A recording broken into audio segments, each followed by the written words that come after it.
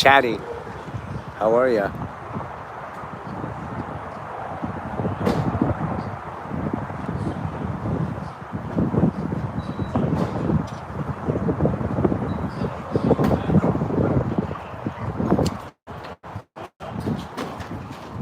How far are you?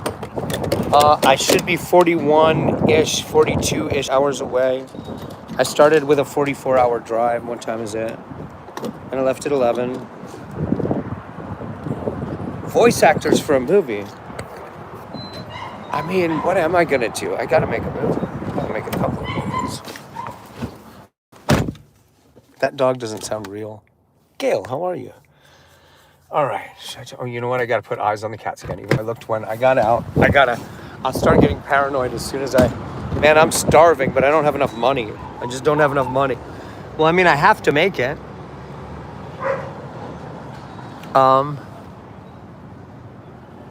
Yes, I see them both. I have this blanket right here so that they don't have to look at the light on the... It didn't work. I had it set before. AI generated dog, totally. Totally. Like, they've got 2 dogs and one of them isn't real.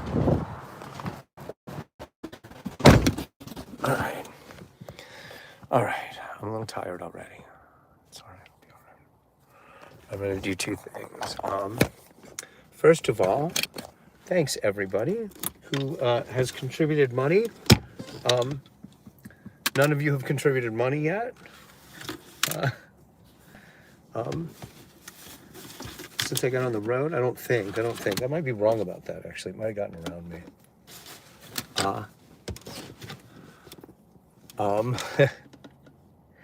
Let's see. I need this.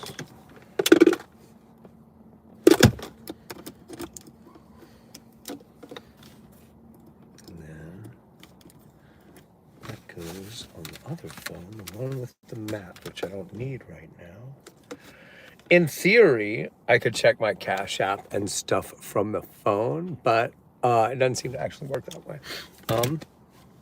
Yeah, you guys aren't going to leave me stranded. It's just worrisome. I now have $140 left, plus that deposit if they bounce my deposit back. The stream is formatted differently now? What do you mean, Guli Scotto?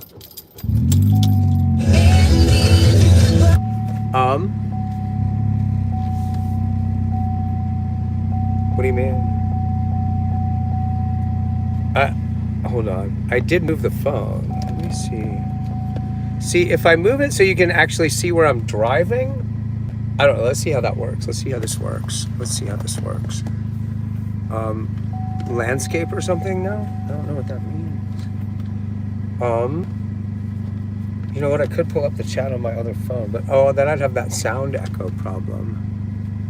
Distracted driving is extremely dangerous. You are right. That's why I have a mount for this. And I think I better just not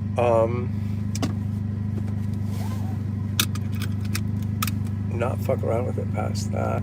It means you can't see me if I do that. I'm gonna leave it like that. Wow, am I in a lot of pain. Of course my back starts to go out. Well, do one thing before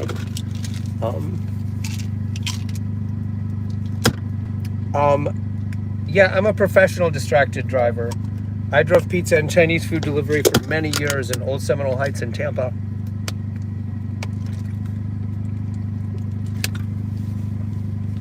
I mean, I don't want to jinx myself by talking myself up. Right.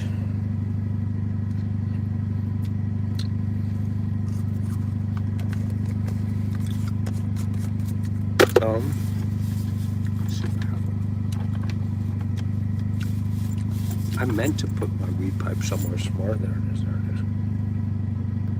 Watch is gonna be cash though. No. Okay, I can smoke.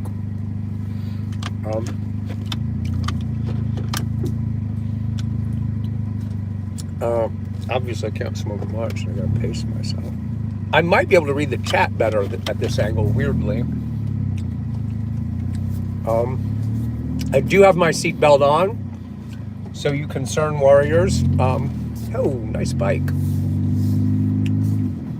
Also, this gas station is called Warriors Pit Stop, and they had a sign that said Warriors Car Wash for the. Is police student actual police? No. West, wait, no, oh, god damn it. Wait, motherfuck. What do you mean west? God damn you all to hell. Why would that be the way I got out of there? It's all right, Pywacket. It's okay. I'm not yelling at you.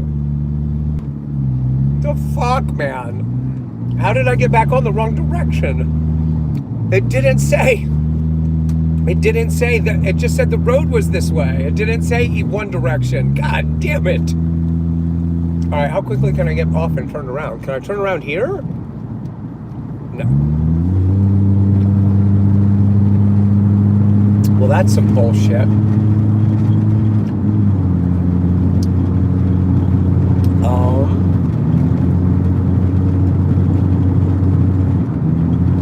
Also, now the mount is wobbling a little bit because the road is wobbling.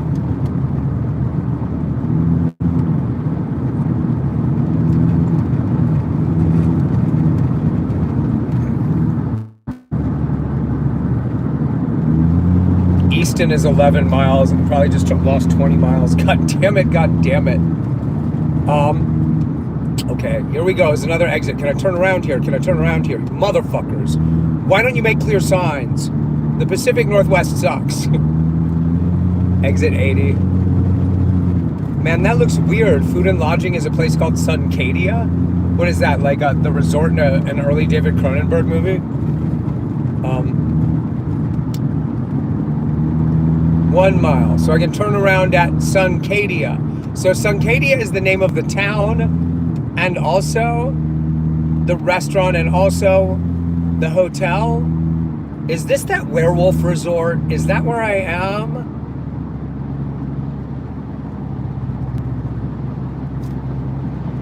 Police dude, you gotta stop being a spaz, dude. Just stop being a spaz, man. I don't know what to tell you. Is Sophie in the chat?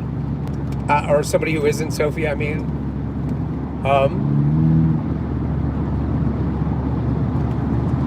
Because it's never really Sophie.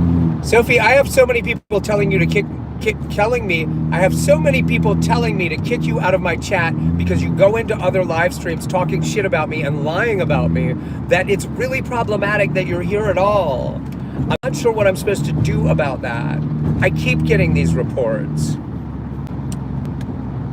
I'm gonna let it go there for now, but like, I can't have active enemies who lie about me in the circle that's the inner circle of mods here too.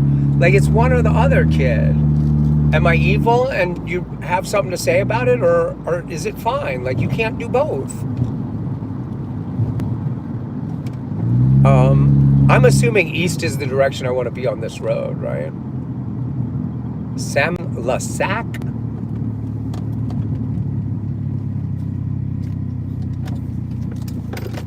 Gee, I should have looked first, huh? It's okay, Pywacket. East, towards Ellensburg, which I think is what I was doing before I fucking turned myself the fuck around.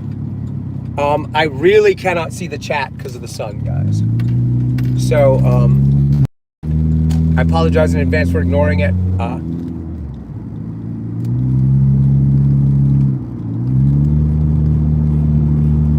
The other person, a live streamer, is grounded? I don't know what that means. You mean homestuck? All right, dude, why did you do that? You saw that exit ramp coming, man. Oh, because you're retarded and tired. Don't nobody report that truck in front of me. There's much more retarded, tired drivers. I mean, if you're not going to report me, let's go. Come on, man. My grandma was slow, but she was much older than you by then. 30 miles from Ellensburg. No longer need air conditioning. It is a warm day now. In fact, it's insane how nice it is out here. Oh, I forgot to put the I forgot to put the money link in the chat. Oh my God. God damn it. Oh, well, I have the other phone in my lap. I can do it. Hold on. I hate doing this though. This stretch of road is weirdly rough. It bothered me on the way in.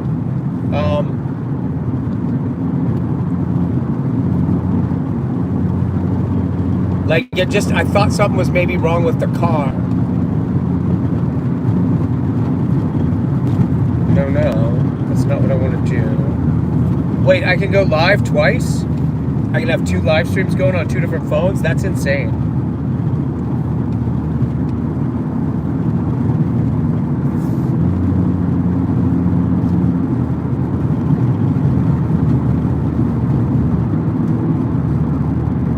That's so cool. So, like, it's super trippy. Oh my God, do not do that! Why are the controls so problematic? I don't want the comments, I want the live chat. What are you doing to me? God damn it, I have to get off again. No, I'm not gonna do it. Why can't I see my live chat? It's alright, Pie Wagon, I'm not yelling at you, buddy. What is my phone doing? This Android phone is a piece of hell. As God is my witness. I'm gonna concentrate on getting my speed up for a second here. I'm supposed to be doing 80 out here. I don't know if anybody, only I can pin comments. So if somebody drops the link I need into the chat, I'm too much driving to see it.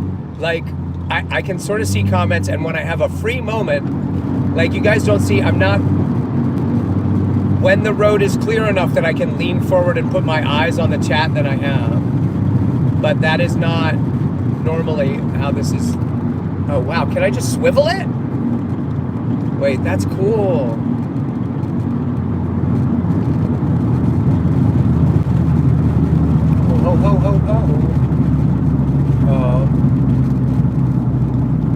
Alright. Why are you fucking with me? I'm doing exactly the thing I did before. Search Roganautica. Then the first thing that should come up is, yes, I'm live right now. There it is. And now I can see my chat. Why did that happen? I got the Cash App, you guys. I got it.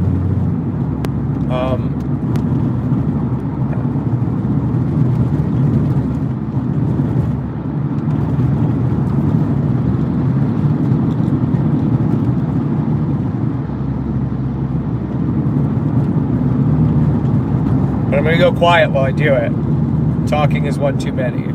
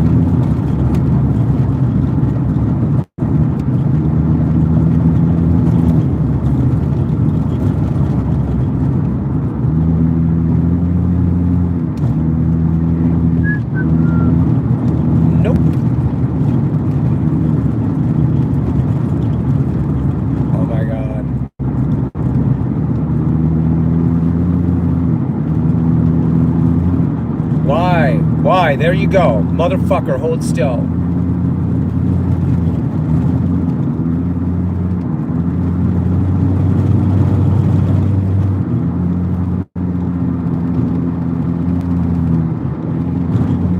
I was supposed to do this before I started driving, guys.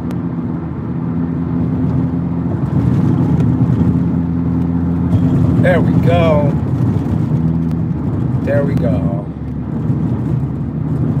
In message. Excellent.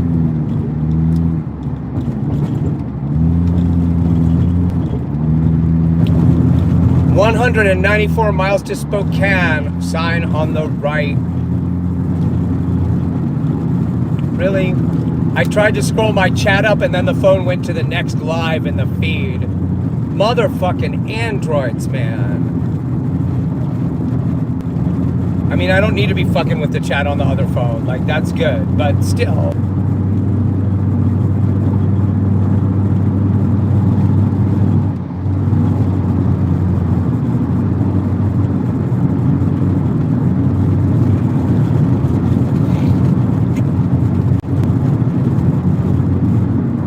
Can I scroll it up here? No, there's nothing there. Alright. Man, am I fucking hungry. I'm scared to eat. Like, I don't have enough money for gas to get there, so I don't want to eat until I'm gonna work.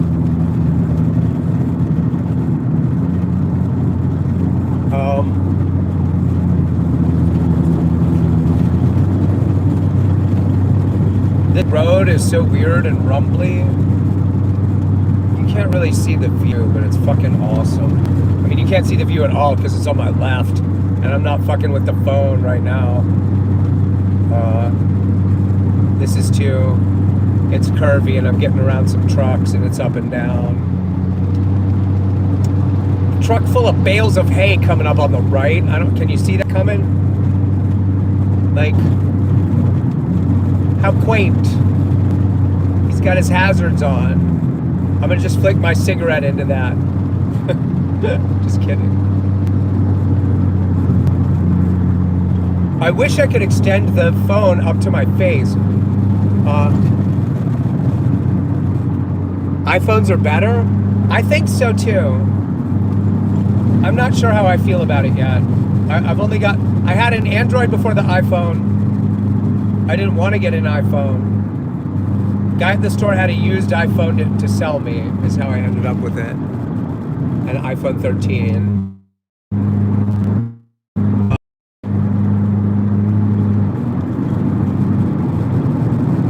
I could not figure out how to get the cruise control to work. Yeah, I don't know what to do about that. Get instructions, maybe. It might just be broken or something.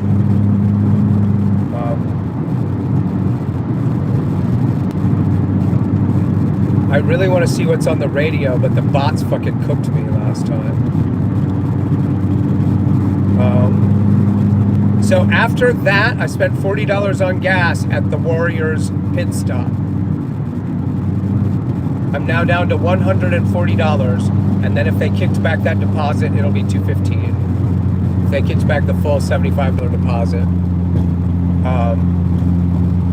But I can't check the balance on my card until I can stop and open my laptop. None of the bank and money related apps will work on my phone because they all want to send a text to a long non-existent phone number to confirm it's me, and I cannot get them to stop doing it. Like Cash App and PayPal and Venmo and my bank account, all of them are like, they won't confirm the information on my phone. I don't remember what the problem is with my bank account, but same thing, like the app won't open on my phone.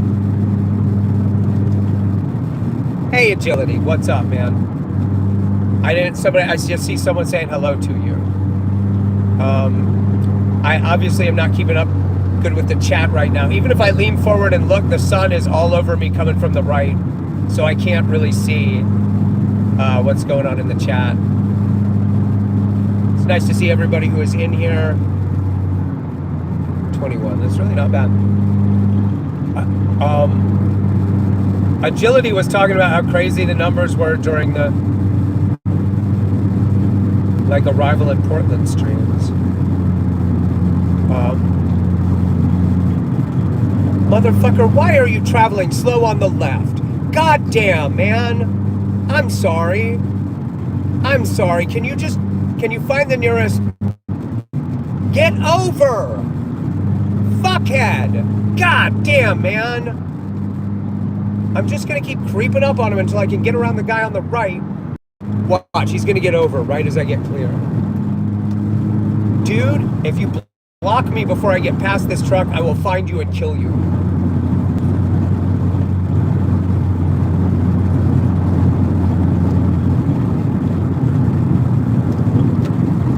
Motherfucker. You see what you're making me do? Drive like I mean it. I just wanted to relax.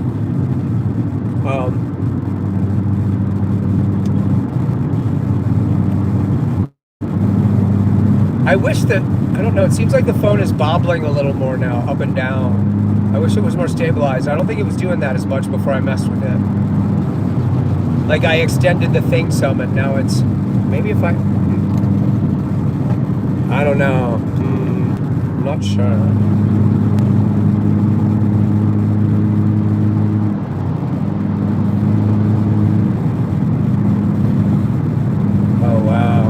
That's really pretty, but it has to do with the colors and the wide open spaces. I'm not sure.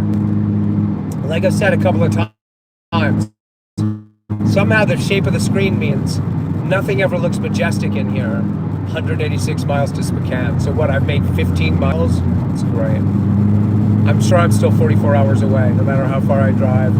I will always be 44 hours away from home. God damn the size of this country, man. Driving all the way from Portland to Ithaca, it's really close to coast. Ithaca to Worcester is like 8 hours or something. Worcester's only like a mile or two from an hour or two from Boston. Depending on how you drive, you can get there in an hour. You take the 30 and you're a madman. Driving all night, looking for the 30. Maybe I'll drive another mile. My voice sounds like tanned leather. I've already yelled myself out, just yelling at the phone. Poor Pie Wacket. Sit down, Rogan.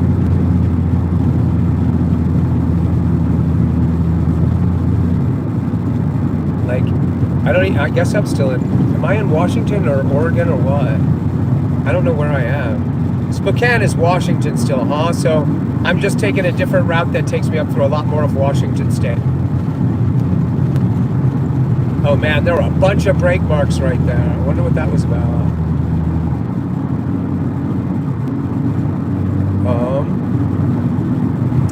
See in that ditch all the detritus of like fucked up cars, bits and pieces of trashed wheels, tires.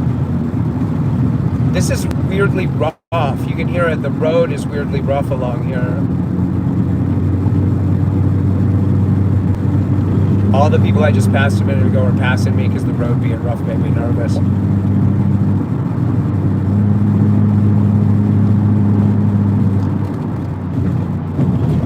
I can't see the chat, it's too sunny. I thought I'd take a risk and lean forward and look. It's too sunny. I'm kind of committed to, I know I can get 2 doubles there for $4. And that's like, any other food on the road, it's like $15 to just, water your mouth at it.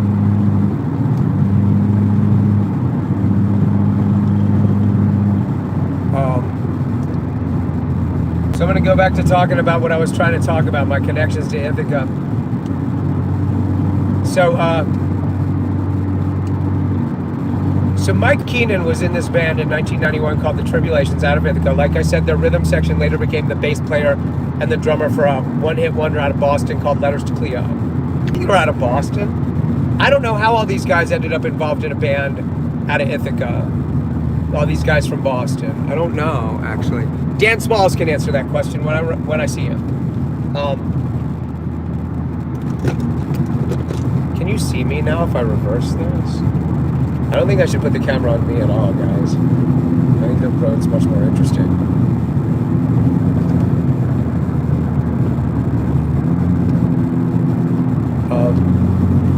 My ears are popping.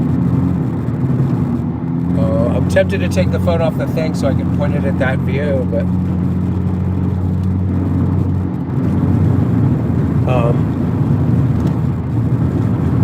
really? What are we looking at here? What are we passing?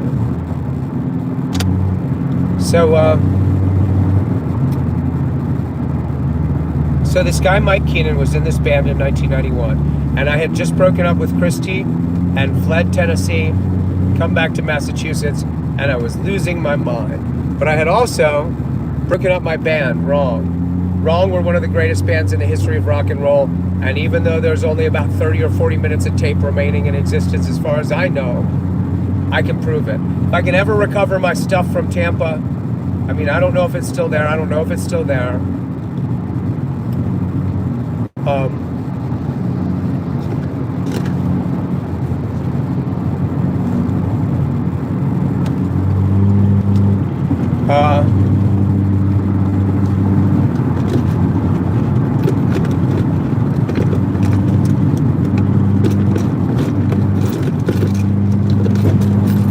my God. I decided to not take Kratom while I'm on the road driving. The thing is, I'm addicted enough to the Kratom that at some point that is going to make me tired, and I'm going to have to take some Kratom. But it's going to be counterintuitive. I'm going to be like, I'm so tired. Don't touch the sleepy stuff. The top of this thing goes so far back, I cannot reach it with my elbow. It's really nerve-wracking. There we go. I don't know if you can see that. Oh, you probably could see that.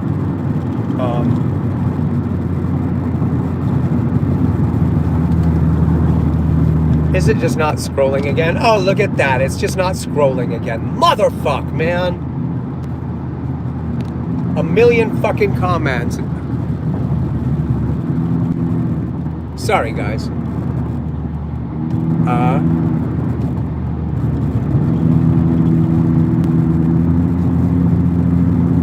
179 miles to Spokane.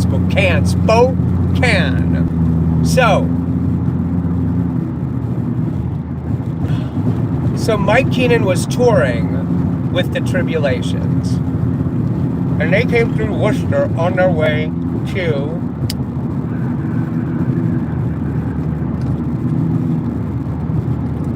Ithaca, which I think was their home base, because Dan Smalls, I think, represented them.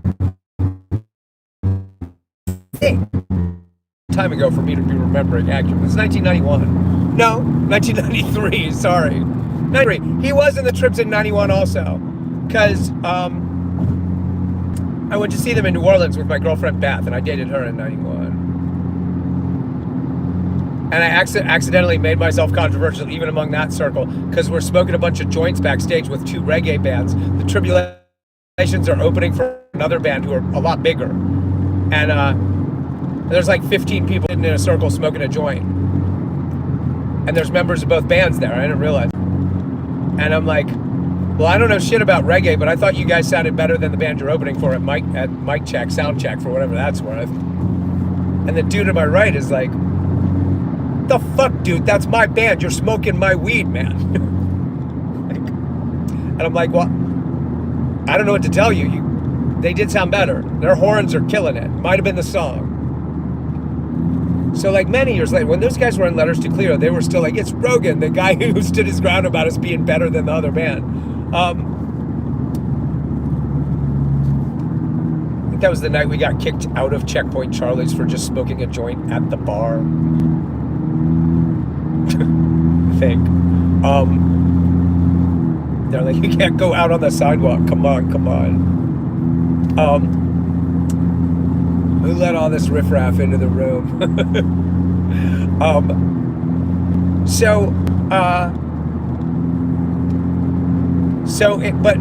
But I had just broken up Wrong. And so Mike Keenan called my mom's house at like 3:30 in the morning on the off chance I might be there. He's like, I've been on the road with the band. I'm at like my apartment that I've been paying rent for, but it's empty because I've basically just moved onto the road. But I'm over here for a minute. I'm wired from the road, and I'm up and drinking. I got half a handle of Jameson's here, 1 1/5. So fucking gallon or half gallon, whatever's the big bottle. Are you up? I'm like, yeah, I'm up. I've been having a breakdown at my mom's house. I'll come over. So, I don't remember how I got over there. Did I just abandon my mother's car at that apartment? Like, were they that close that I just walked? I don't know. Maybe I took a cab. But I didn't have the money for a cab, though. I wasn't working. I don't think. In any case, I mean, maybe Keenan came by and picked me up, but I want to say he was already falling down drunk. And it was like 3 a.m. So I came by and had a mixtape I'd made of a best of the first 9 months of Wrong's performances. And we're drinking Jameson. And Mike got real amped about how brilliant Wrong was. And then the band shows up to pick him up to get at like 7 a.m. By then, we're just blitzed. We're just 9 sheets to the wind, rolling under the table drunk. And Mike is like, you guys have to hear Rogue's band Wrong from Mississippi. And they're like, well, we got to go. Give us a tape. And I'm like, it's the only tape I got. And they're like, well, you come in the van then. We're just going to Ithaca. It's like 8-9 hours up the road. We got a show there tonight. We can't even hesitate. So I get in the van with them. Right out to Ithaca from Worcester. I really liked all those guys. I don't remember anybody's names in that band. It's a reggae band. There are like 10 guys in that band. Really liked that. They had 2 front men, and the loud, obnoxious guy was the whiter of the 2. Now, I don't know how white he was. He could have passed for white, but he didn't act like a white guy. But he was like me, never, like, I couldn't get a word in edgewise around this guy because that's how much of a talker he was. Really good guy. And they were a pretty good band.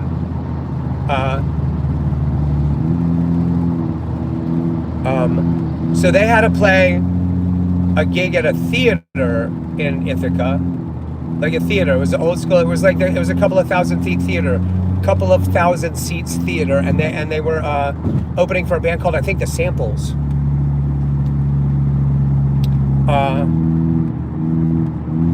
Friday night, I think. Like, we drove all day Friday. I hadn't slept. We didn't sleep. We were drunk. So we get to the venue, and like they're getting ready. They did the mic check, and Keenan takes me aside, and he's like, "You went to Emerson, right? You've done some stage stuff, right?" And I'm like, "Yeah." And he's like, "You think you can run a light board?" And I'm like, "For a stage show? I mean, maybe. Like, I'm usually the guy behind the spot. Like, I've done some lighting stuff." And he's like, "Cause look, their lighting guy is saying he's not gonna let some random schmuck run lights for the opening band. Their lighting guy, The Samples, it's all their light toys.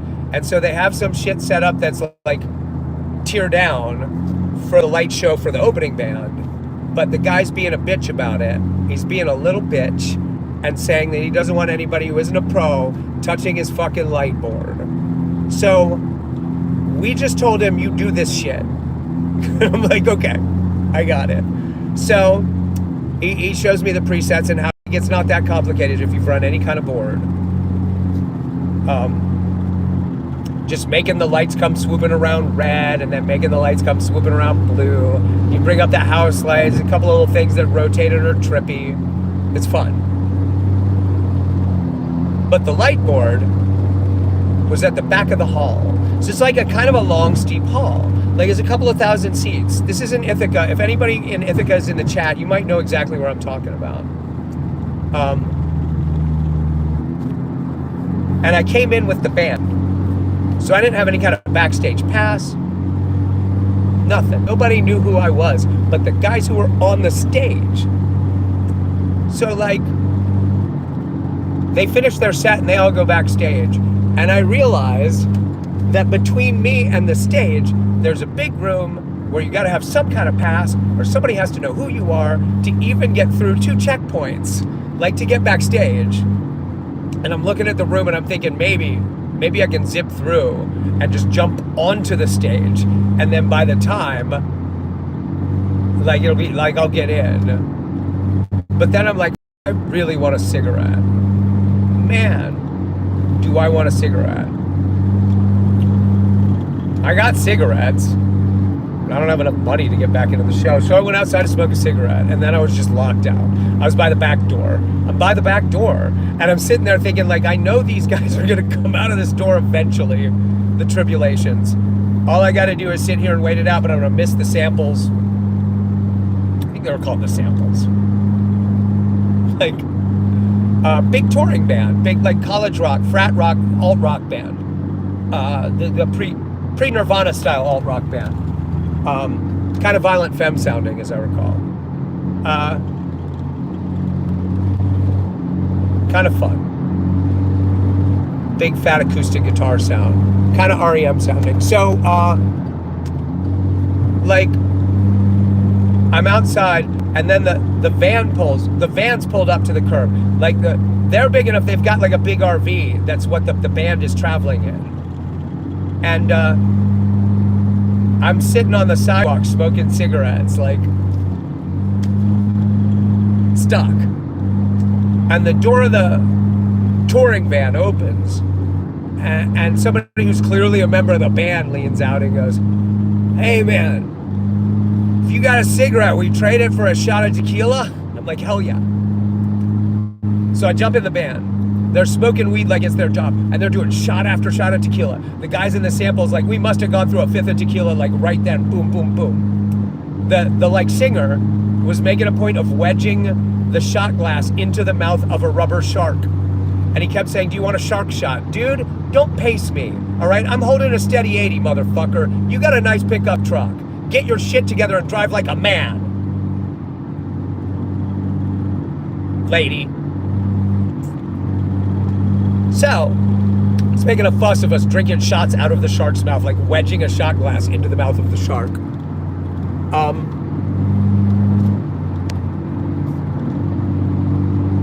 And he's like, "What are you doing?" Like, and they're smoking all my cigarettes. Like, I had half a pack of cigarettes and I didn't anymore. The band, everyone in the band was out of cigarettes, and they're already at the venue. So they're like, "Thank God you've got half a pack of cigarettes. Everybody is smoking my cigarettes." And they're like, "Well, who are you? What are you doing sitting here?" And I'm like, I rode in with the Tribulations from Worcester, the opening band. They asked me to run the light board for them because your light guy was being a bitch about letting anybody touch the light board. And then I got locked out the back of the venue. I don't have a pass or anything. And they're like, "Well, that sucks." Like, and I still don't have a pass or anything. And they're like, "Okay, here's what we're gonna do. We're about to make our entrance in this side door. All our gear's already on the stage. We're about to make an entrance through this side door and, like, walk through the cheering audience, like the Monkees movie. We're gonna walk to the stage from the back, from the side entrance." And they're like, "You just pretend you're one of the band. You just stand up, between the rhythm section and the singer and the guitar player. And then when we all hop up on the stage, you hop up on the stage like you're going to your instrument, and then you just duck through the back." So I had this weird moment where I'm like one of the rock stars with the touring band. I'm like, "Woo, yeah." And then I just went through the back.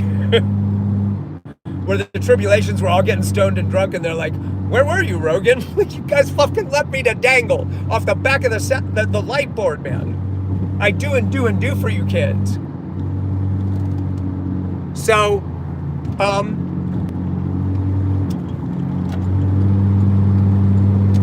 so then, like, the next night they played a huge frat party in Ithaca, and the frat party, they sounded better. It was an object lesson in, like, the night they're playing the huge gig where it's like $30 a ticket to get in or whatever, probably 10 at that time.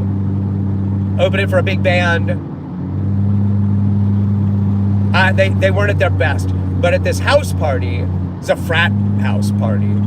A huge frat house. Big deal, big ass frat house. Like 500 people at this party. They killed it. Same set. They killed it. And that's where I met the girl I sort of hooked up with while I was in Ithaca.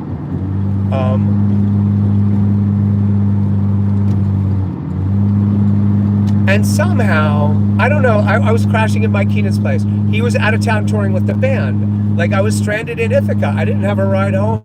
I didn't have enough money to get home. I think I literally had to wait for my mom's payday for her to, like, wire me the money to buy a Greyhound ticket back from Ithaca. It's like $40 or something. I had to wait 3 days.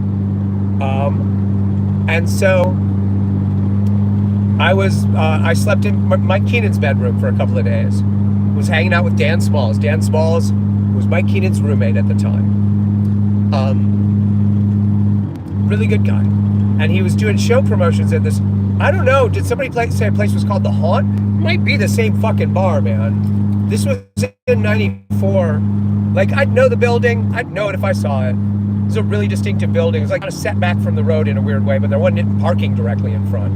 It'd just be a de facto smoking area now that you can't smoke inside. It's a really small place, intimate club.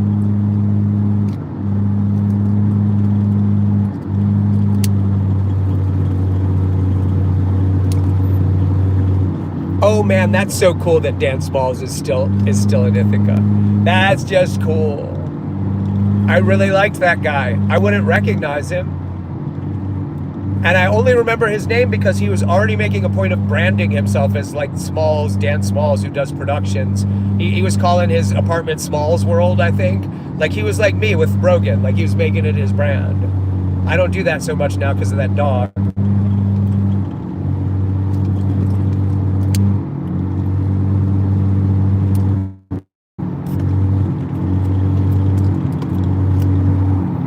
That fucking dog.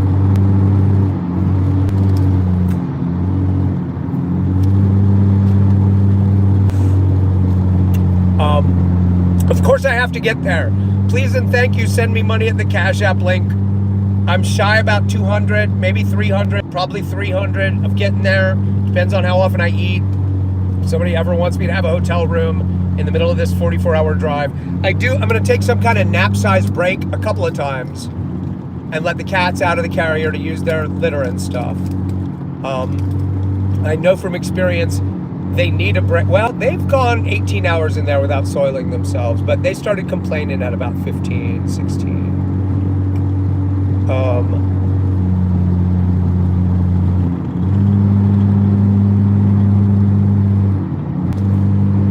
I mean, I guess I'll use that as my measure of when to, I guess I won't really have control over when I'm so exhausted I have to take a break.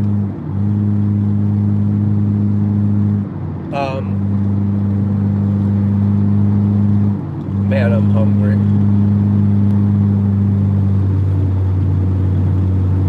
It's just climbing and climbing. It's a slow, steady climb and my ears keep popping.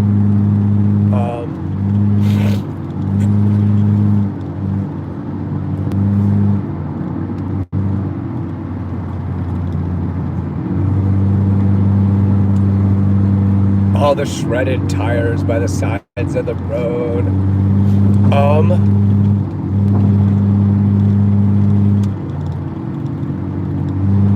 I didn't ever finish telling the story about how Andras fucked up his involvement in the special either. I mean, I love that guy. But the fact that it's like 10 years later and he still wants to insist he was right about this weird business, it's kind of sad. I mean, all right. We can guest appear on each other's internet things. I don't know if I can engage in trying to make a movie with you again.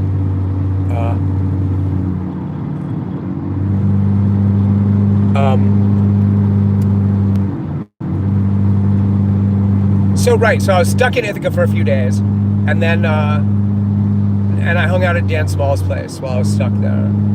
And then I came back a few weeks later because at that club around the corner, Jonathan Richman was playing. When he was doing just solo acoustic shows before he found that drummer that he was touring with a little bit later.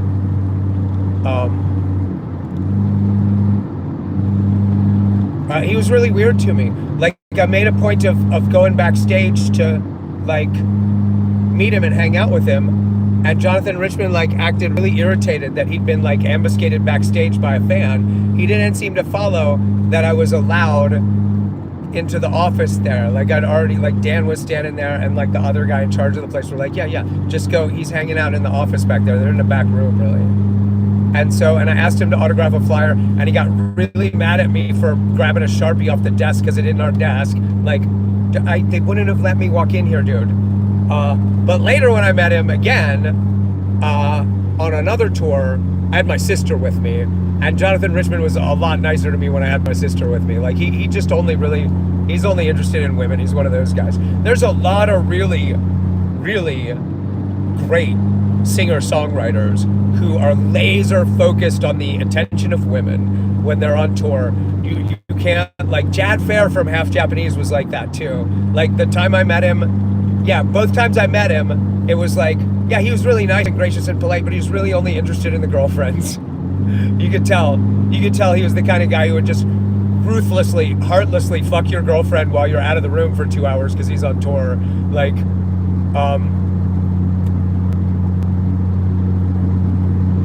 Jonathan Richman.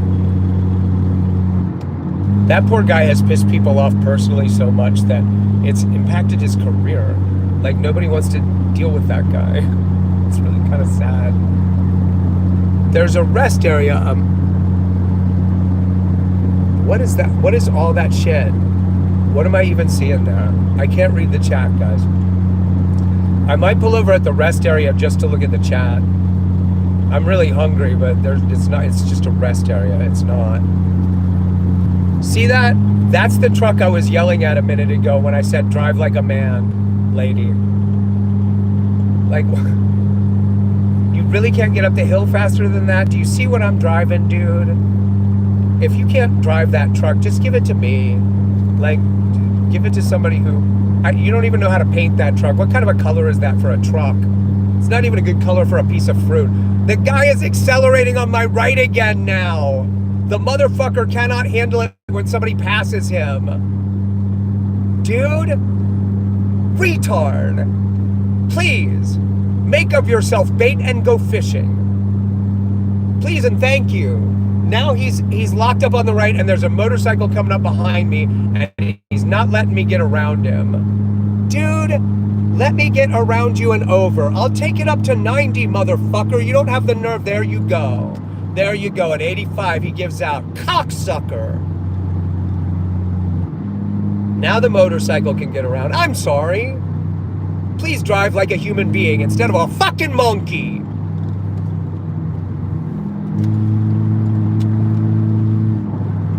Actually, the motorcycle seems to have disappeared. I don't know where he went. That's really strange. Oh, he's behind he fell back. He saw this shit going on and was like, yeah, no. I'll just duck back on the right over here. All right, now I am around the orange guy in the truck and I gotta maintain 85 for a few minutes to make sure that motherfucker does not catch up with me again. Look at the windmills. How surreal is that? Can you guys see that? It's on the right.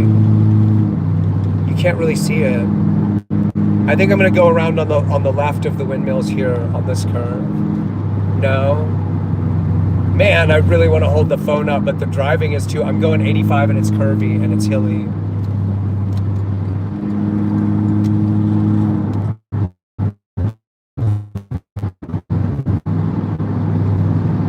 Whew. Man, that's gorgeous. I don't think you really see the windmills right. They're on my left.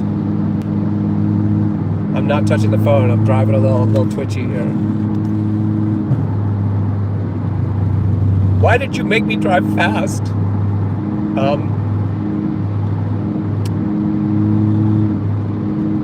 They're just majestic, the windmills. I love how much Trump hates them. I love Trump's obsession with windmills killing birds. When you see the giant windmills, you're like, why are there only like 6 of those there? Why aren't there 50? You could just destroy the landscape with those and it would leave the landscape intact. Which I'm sure is why, like, environmental impact is, yeah, there's probably some dead birds. You can't, I mean, man, I really, well, I can't grab the phone right now. I'm busy driving. Yeah, why aren't they on my right also? That's crazy.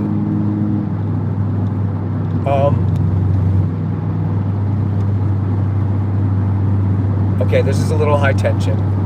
Let me slow down a little bit here. Going into a curve downhill at 85. I don't know. Somebody should track how often somebody says I shouldn't do this while I'm driving. Oh no, elk crossing for 7 miles. Really? They wouldn't be out this time of day, would they? Elk in this landscape? What would they be living on? They just come out here to get shot at, I assume. The fuck? Why would they even be here? There's just nothing. Don't try to get around me. Why are you... Oh my god, people drive so fucking stupid here. Oh, you know what it is? It's not a here thing, it's an interstate thing. They're like traveling, like me. They're just bad drivers. Yeah, the next thing I'm passing is a U-Haul. Wow. The highway coming the other way cuts through a totally different hill. because it's just, there's no way to line up 4 lanes, like, so it's an actual plateaued road the whole way through without, I mean, the work they must have done to build these interstates. I know it's famous how much work it was to build these interstates, but it's impressive. I really am going through a place where all the cool looking stuff is on the left.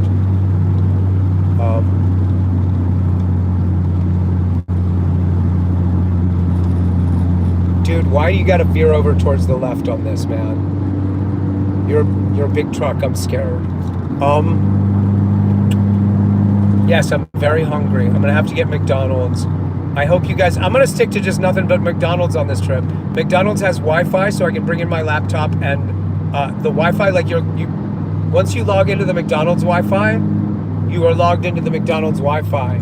I don't even have to like type in the password. As soon as I walk into a McDonald's, all my Wi-Fi works, which is smart because it means now I'm just locked into whenever I stop for fast food, it's gonna be McDonald's. Like, that's just it. See those brake marks on the road? I don't know how well you can see them. That's how on these roads you can tell where there's a bad bit, because you can see the brake marks approaching in a like cluster right before the steep curve.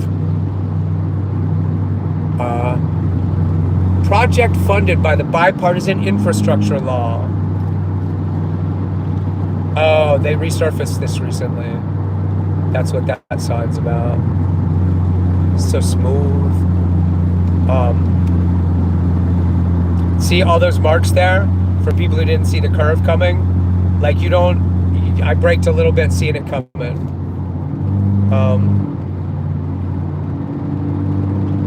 Left lane closed 1 mile ahead.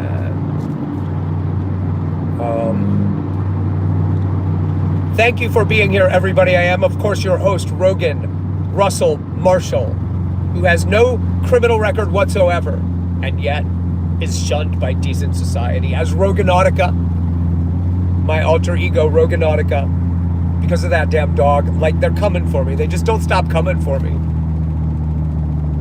People, dogs.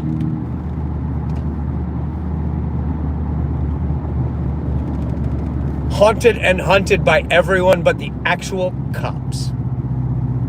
I guess the FBI are watching. I guess we have confirmation on that.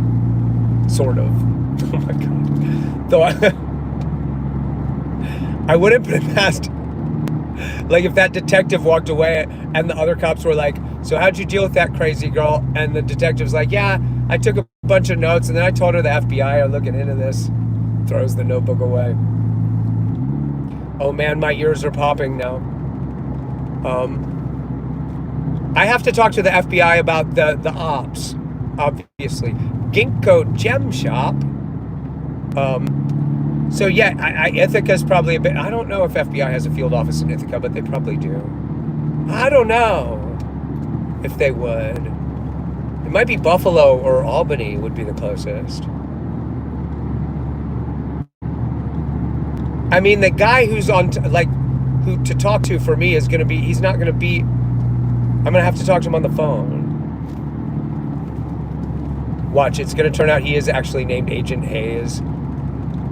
Like, what the fuck? How did they know? I don't know what I'm approaching here, but it's gorgeous. There's a long-ass bridge over a... Holy shit, hold on.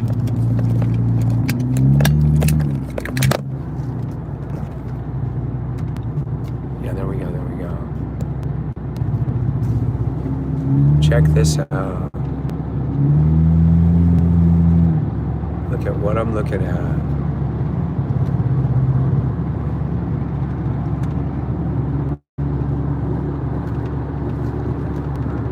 That is just severe side wind ahead. Really, on this bridge. Who'd have thunk it? Slow to 40, slow to 40. I'm a slow to 50, how's that, how's that? Columbia River, thank you. Now that I am holding the phone, I can see. That is truly awesome. It's actually more awesome out to the left, but the cross view, I can't actually look over and see what I'm pointing it at. Do not pass, like, motherfucker, how would I? Yeah, you're right, don't pass. Oh, wow. Suddenly I remember I don't like heights. Oh, gosh.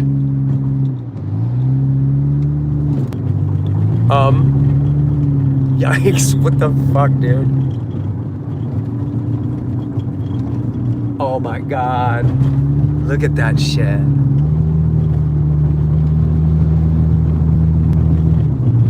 This is intense. Man, I'd rather see this on my phone myself because it would tone it down. Oh my God, there's such a huge drop to my right now. Can you see that?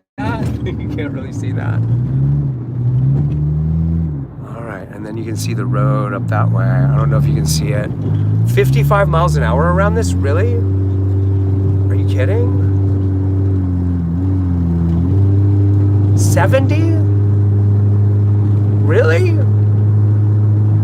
I mean, all right, let's go. I'm not gonna chicken out first, I'll tell you that. And I'll follow you, big river. Wait, how does that song go? I met her accidentally in St. Paul, Minnesota. And it tore me up every time I heard her drawl, southern drawl. Then I heard my dream went back downstream, supporting in Davenport. All right, scenic view 1 mile. Let's do that. Let's do that, shall we? For a minute. Let's take a minute to enjoy the view. That's crazy over there. Oh. Hold on. Yeah, the trucks are not making it up this at something like 7. This looks like where they shot the stuff in Planet of the Apes, at the beginning of the Planet of the Apes that's supposed to be like the Hudson Valley post-nuclear drop. It's really more impressive out that way, but I don't know how much you can see how far down that goes. Wild Horses Monument next right.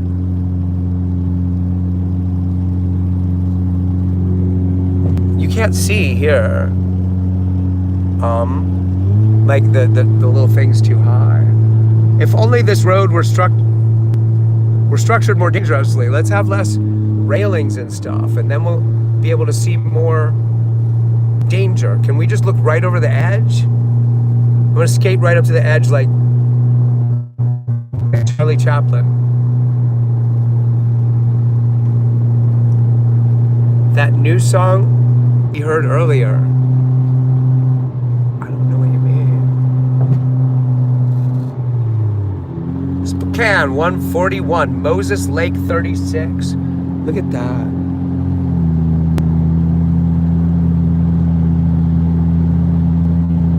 Oh, well, you can't see it. Look at that. How about looking at that?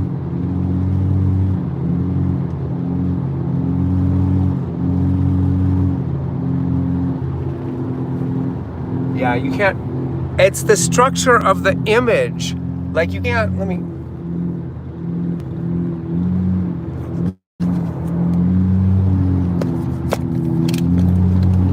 Like, you can't create anything majestic when it's vertical. It's really weird. Like, I don't know why the proscenium effect works the way it does, like why the stage area has to be a rectangular box sideways, but it does. I think it has to do with the way your field of vision works. It's like it has to create this effect like you're looking down a tunnel out something that is exactly the same perspective as what you have looking at your eyeballs in some sense, or a restructuring of it. Like, you can't get a proscenium effect if you go arena, for example, or 360. Wait, it's... Oh, God. Come back, don't go away. Right when the view gets... maybe you can see behind me. I'm not going to touch it right now. I'm going 75 up a hill. Like, this is... This is... off. It's near here somewhere, right?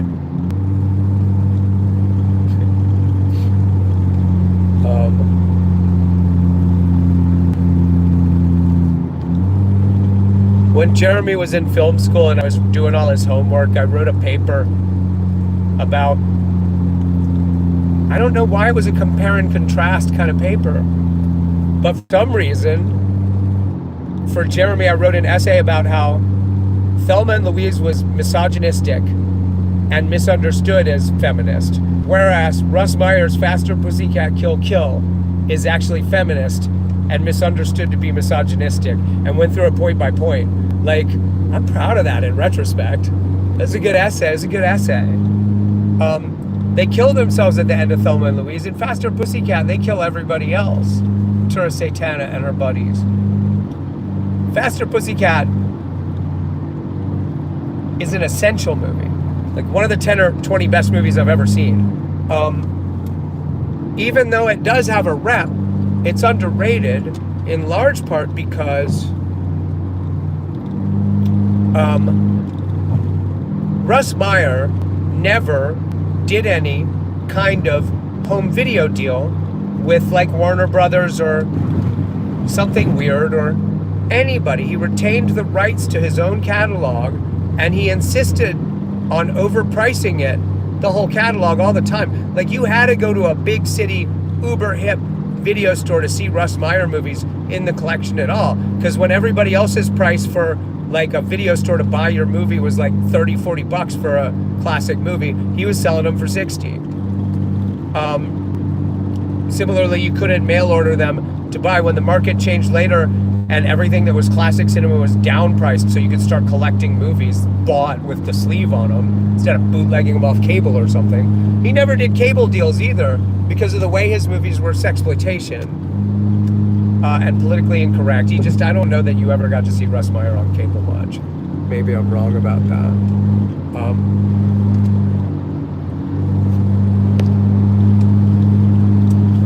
Faster Pussycat Kill Kill is about 3 strippers who go on a rampage, and they end up holding these weirdos hostage at a ranch, or maybe they're being held hostage. I don't know. A lot of people end up dead. And Quentin Tarantino and John Waters both clearly love Faster Pussycat as much as I do. Also, an influence on Stanley Kubrick, which is rare and hard to spot, and I don't know if anybody ever asked him about it. There's a whole bunch of stuff in Faster Pussycat that is in Clockwork Orange. Big influence on Rocky Horror Picture Show also.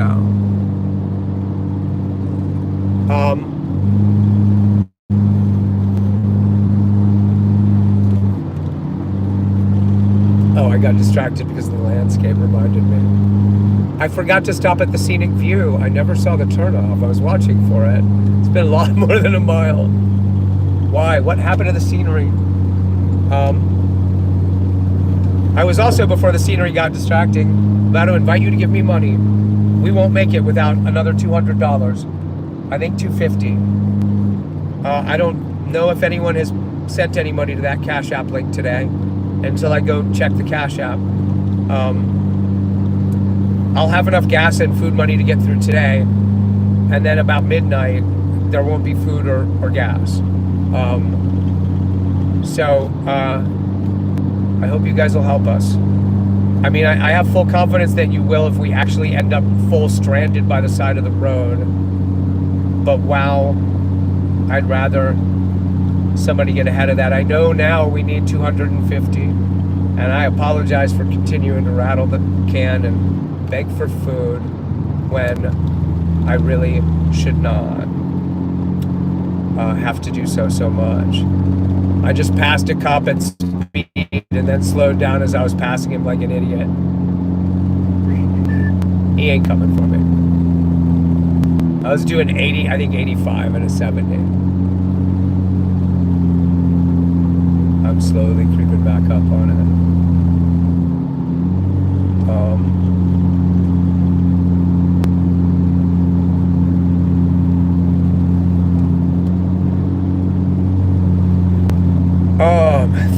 Thank you for helping out, Ghoulie. Thank you everybody for being here. I am, of course, your host, Roganautica, to some, a nightmare to others, on the run, fleeing the man and his minions in real time. It's like that OJ chase, but much longer, and I'm actually innocent. I don't think he was.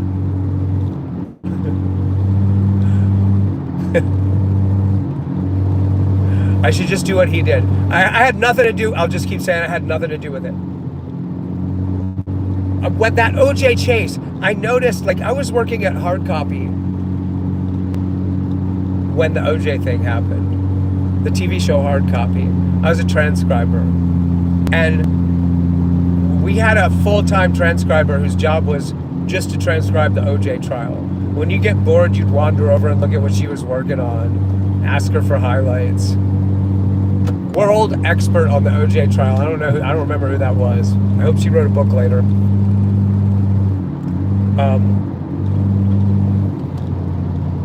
Has anyone heard of Lucifer Valentine? Oh yeah! Man, I tried to make Facebook friends with him after he got in, I don't know if it was trouble, but a YouTuber called the Internet Is that what she calls herself? The Internet Investigator. Somebody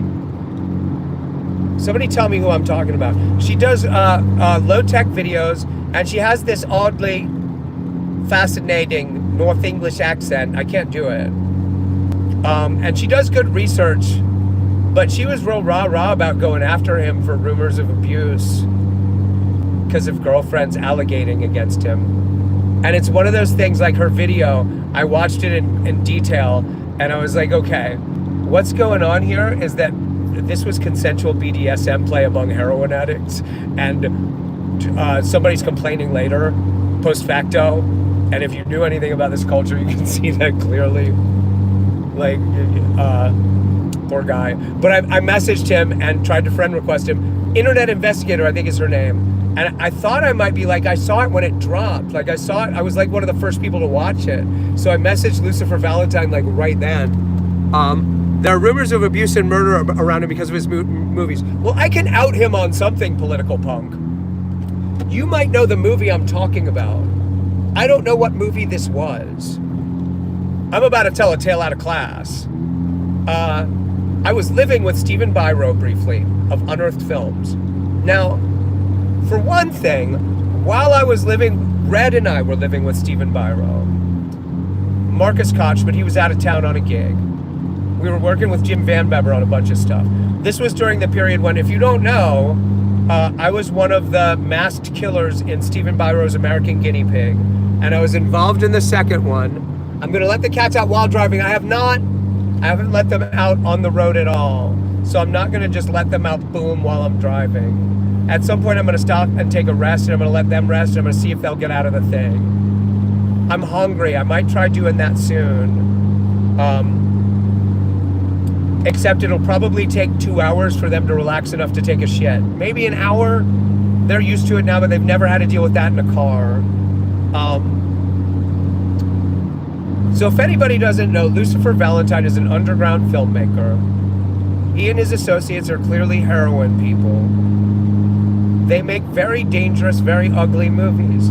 They're immersed in occultism, literal Satanism, BDSM on the level that outsiders always think is just straight abuse. A lot of gross bodily fluid stuff. They're heroin people. They throw up, like they make themselves throw up on purpose. They get wigged the fuck out and improvise these bizarre things. On top of that, these movies, they're cut. They're brilliant. They're just brilliant. Like, he's a cinematic genius, for sure. I watched Slaughtered Vomit Dolls and the second Vomit Gore trilogy movie. I did not watch the third one when I was living with Byro.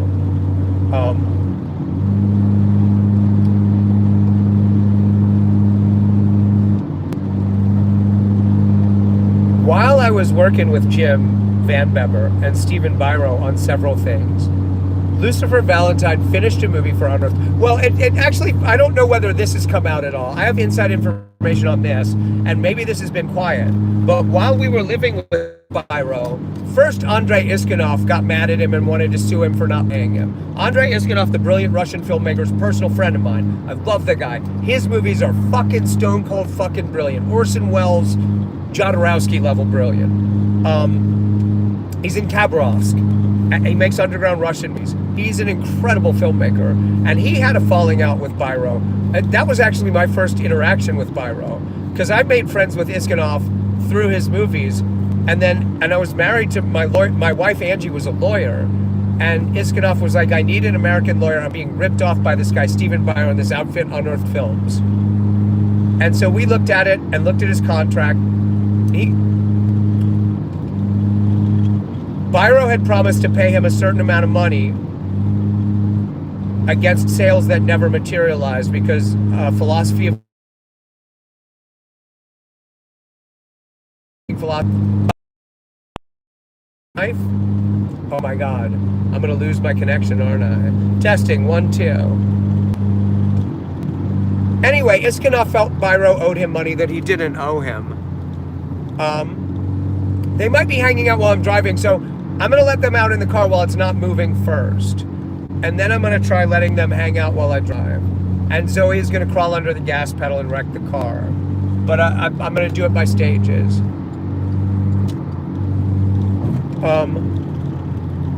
I would show you the road, but it's so fucking boring right now. I mean, I might be about to hit this truck. Dude, what are you doing? Man, are you okay? Did you just die at the wheel? Are you drifting or what? What is this? Buddy? Oh, you can't even see the trucks because it's tilted.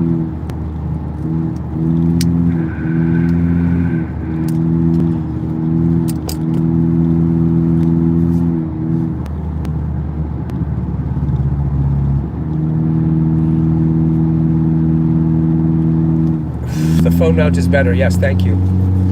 Yeah, this is no scam with me asking for money, by the way. You guys see exactly what I spend the money on. Unfortunately, because I've burned through a lot of fucking money in the past month trying to pull this move together. But this is it. This is the final push. I got 160 coming from YouTube next week. So it's just this. This is the last time I actually have to beg for money from you guys. I'll get a job where I'm going.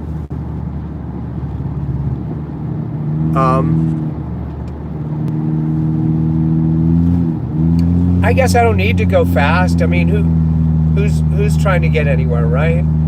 Like, I'll just sit here and smoke weed and relax. It's just a nice long drive, and then get the fuck out of my way, man! You're pacing the truck next to you! For God's sake! You're not even a chimpanzee! You're a spider monkey! You're a rhesus monkey. You're a fucking lemur. And now traffic is bottling up behind me. You drive like a monkey, you will die like a monkey.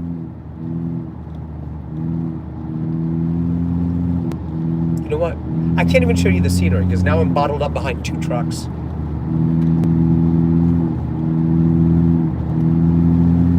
It's nice over there. Dude, over to the right, over to the right. Come on, come on, come on. Where's your signal? What is even happening? You can't see it. You can't see it because it's tilted. I was going to turn it around again. One truck driver is making this a nightmare that is very dangerous for particularly me right now. Now I'm surrounded. I'm bottled in by multiple trucks because cocksucker. Dude, there's a ditch there. Why don't you just drive off the road and out the way? All right? There's people actually trying to drive vehicles here. Operating heavy machinery. And fuckstick isn't. And that's you. You're fuckstick. Mr. Fuckstick. Little Mr. Fuckstick. There's oncoming traffic. Look, just ramp up over there and we can all enjoy the fireball while you go to hell and deserve it for your terrible... There he goes with the turn signal. Finally. Oh my God. Thank you, sir. Now can I drive? Can I be free? Me free. Me free. Okay. All right, where was I?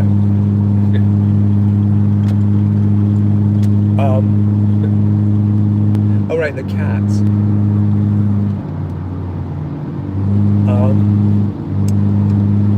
Rest area, next right. I don't really need to rest my eyes yet, so yeah, I know you guys want me to get the cats out as soon as possible, But like, I'm gonna go a whole shift until we're both tired, me and the cats, before I do that. I should go before sundown on that if I can, but I kind of have to wait until I'm so exhausted I gotta rest my eyes. I definitely have enough money for enough gas to roll without stopping until sundown, and then we're gonna be like a third of the way back, and I won't have any money unless you guys have sent me money. If anyone has sent money at Cash App, I hope the mods will thank them for me. I can't, I'm not paying enough attention. East is the right direction on this road, right? I didn't get turned around. Like, I was wrong. I was right back there, right? Because east, yeah.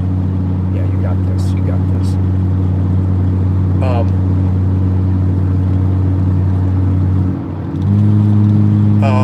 Yes, the Cash App link is in the pinned comments. Thank you so much. Those of you who helped me get there will be able to brag of being involved in this debacle of a road trip for all time. This is about to be culturally significant. As far as narrative art in mainstream culture and counterculture, this is actually the most interesting thing I've ever done. God help me. I just wanted to read Lord of the Rings and shit, man. I just wanted to play guitar and sing.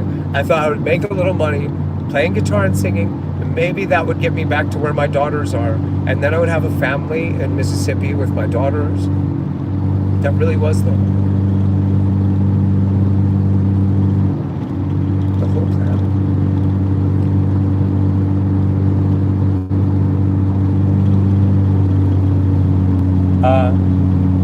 I think it's still the plan. I'm just going to have padded cells built into the house. And then we'll take turns booking each other into the padded cells, me and the two daughters. I think is how we're going to do it. It'll be like one of those cam girl houses from the early days of the internet. There's just going to be live cameras everywhere, so nobody can lie about anything anyone said or did. Really. Like, really. I'm not kidding. If I hang cameras everywhere in the house, and that keeps me safe for living with my family. That's what it has to fucking take. I don't mind living like that. 117 miles to Spokane.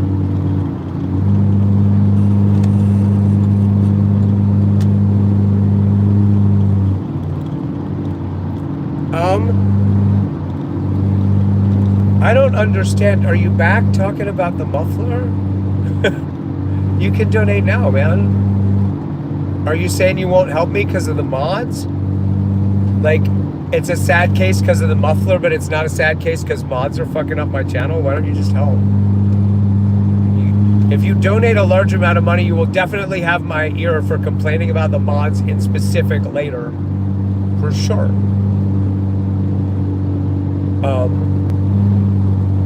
I do try to keep track of who donates.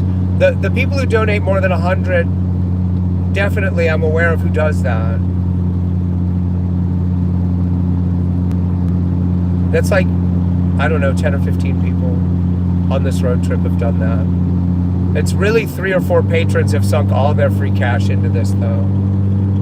3 specifically. I might be forgetting someone.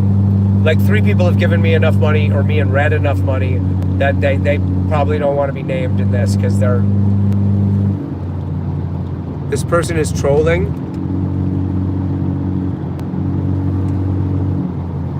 Why don't you guys get rid of them? Are they threatening to give money and then not doing it? I don't know whether they're giving money. Cash App, I will see a notification at the top of the screen, like a banner pops up for a second. I think it holds for 3 seconds or 5 seconds, but I might miss those.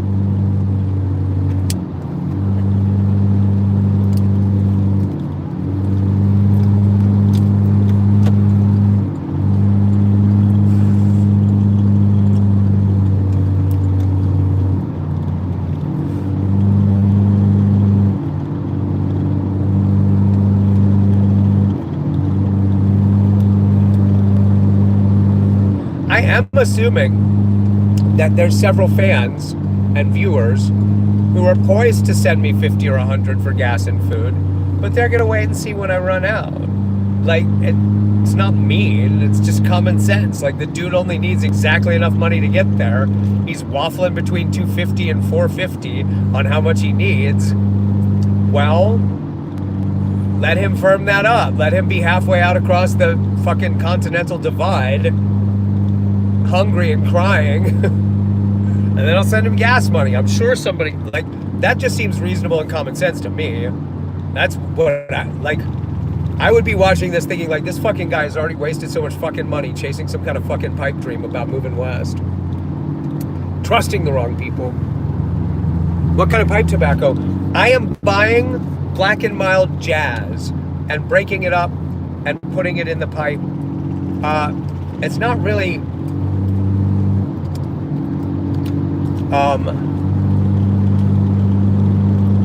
like, whatever it is that makes those taste good is in the paper too. Like, they've got a weird sort of mango, fruity, jazzy aftertaste. Like, it's cool. I really like them. But if you're not smoking the cigar, you've lost the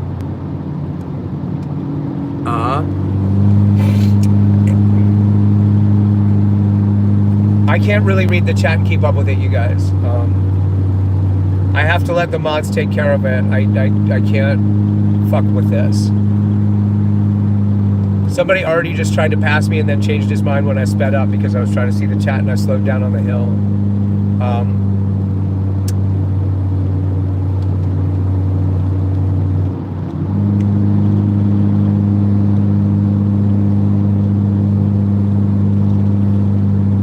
Oh man, I gotta take this off. It's really setting off the ankylosing spondylitis and the fibromyalgia. It hurts like hell. I forgot that the shoulder strap does that to me. I usually exercise enough to keep the AS pain at Sirius Bay.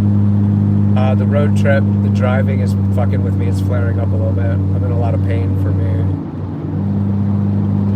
I mean, I'm always in a good deal of pain, but I'm in a lot more pain. So yeah, I was gonna, oh right, Lucifer Valentine. So Lucifer Valentine, all right. So the first I dealt with Stephen Biro, I heard that Andrei Iskanov, I talked to Andrei. Andrei Iskanov was looking for an American lawyer to represent him, chasing Biro for money he was owed. And the upshot of that was they had a contract for him to make like a pretty good amount of money past Biro's investment, but Biro never got his investment back because the movie just flopped that huge. Because it was like 4.5 hours long. They couldn't do a theatrical.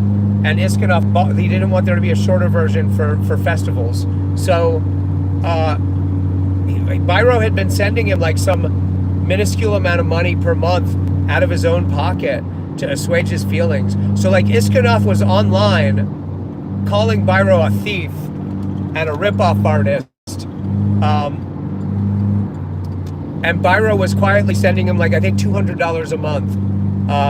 Out of his own pocket because the movie had just lost all its money. Now all these numbers are small. Like the entire cost for the entire production, Philosophy of a Knife, was like 6,000 or 7,000 because it's Russian dollars. It's Khabarovsk Russian dollars, well, it's Russian money, but you know what I mean. And the dollar goes a lot further there. And Iskanov is a genuine mad genius, and therefore, like, you got to deal with him on his own terms. He's the real deal. He's like I said, David Lynch, Jodorowsky. His movies are like Holy Mountain, but more. They're nuts. Rubles. Thank you. There's like those ruble slippers I wish I had. I could click my heels and go back to the fucking beginning without having to fucking drive. Rubles.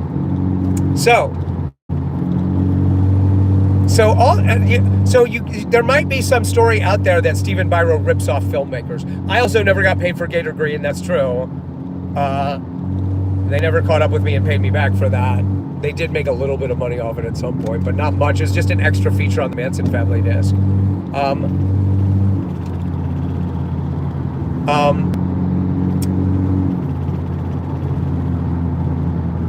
Oh, I'm speeding really fast now. Hold on. Let me bring this down a notch.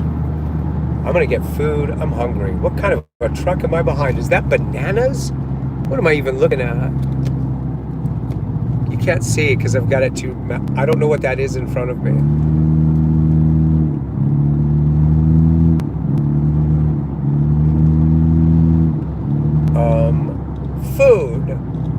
Taco John's and a sign that just says Mexican food. I really want a McDonald's because of the Wi-Fi. Oh, this is pretty.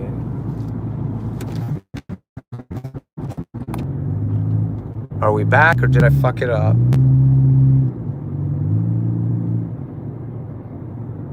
I'm back. Really? It is banana truck, isn't it? It is because I was making the monkey joke too many times. That is bananas, right? Like, what am I looking at? I'd zoom in, but that takes the other hand.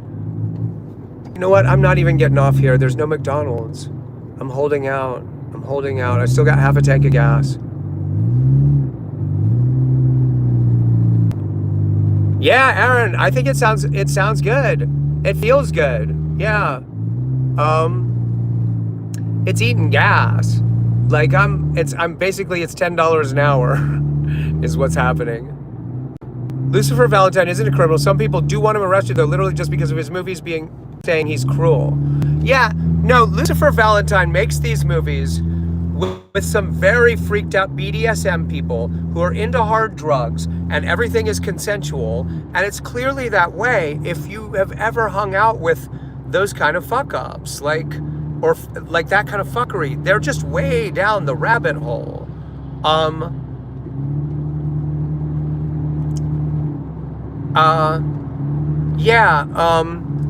The story I heard about okay, ask me again when I'm fully focused about the story about one of Lucifer Valentine's movies. I'm not showing you the bay I just crossed. It's gorgeous. Sorry. I probably just missed a McDonald's too.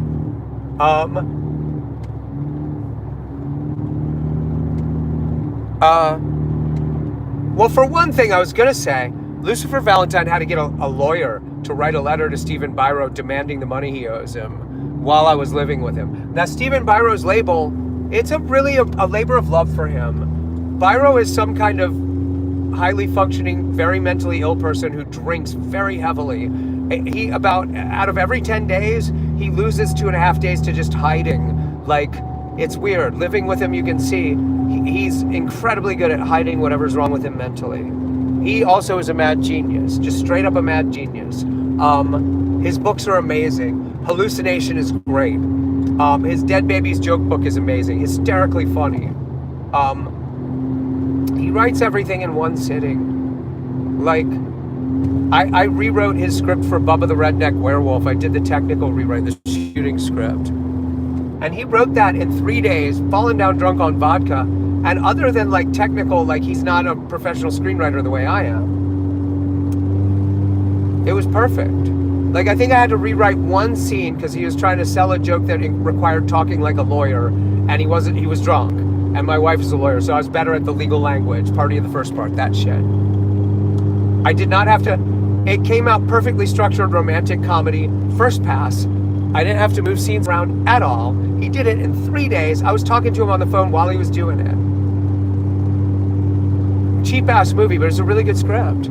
It's a really good script. So,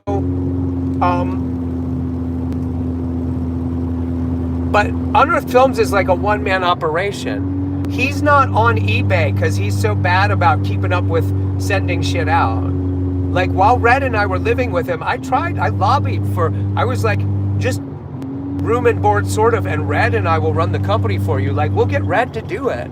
Like Red will be the production assistant who runs the whole office. She'll do all the mailing stuff. But he's determinedly a one-man operation. It's been very hard for Biro to step past the point where he's a guy at a convention alone with a table where he just sells whatever on his table.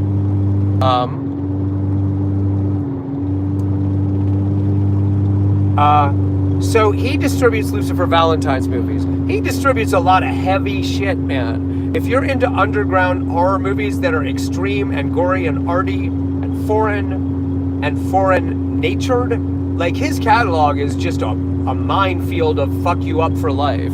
It's really, he distributes a lot of really interesting, really good movies. I was really interested in Unearthed as a critic before I ever lived with him. But Lucifer Valentine got a lawyer to send him a letter like, you gotta pay us. While I was living there, like most of his movies only make like $5 a month, and he doesn't catch up with paying out the royalties and stuff. He keeps track of it, he just doesn't catch up because he's busy drinking. Like, it's the same reason his house is messy. Like, he goes through manic fits and catches up. But they kicked him off of eBay. So, like, unearthed movies on eBay are like, it always says they're out of print. Somebody's always selling them for like $500 because his own site does not have a presence there. And if you're stupid, you only look at eBay. You get fooled. People fool you. There's no reason for me to be holding this except I can see the chat better. Let me put this back.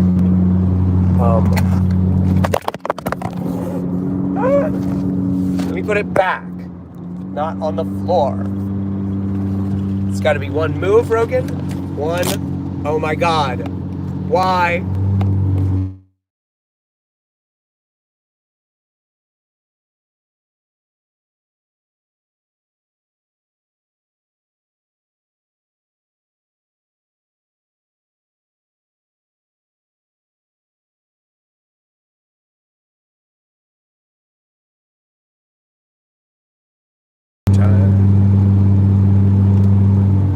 I did not wreck. Can you guys see me and hear me? Somebody tell me you can see me and hear me. Oh, for fuck's sake. Can you guys see me and hear me? Somebody tell me I'm visible and audible, please. I'm gonna have to keep swerving while I look until somebody says something. I'm gonna have to pull off the road. Please, somebody tell me that you see me, okay, and you heard me or you wouldn't know I was asking. Okay, good. Thank you.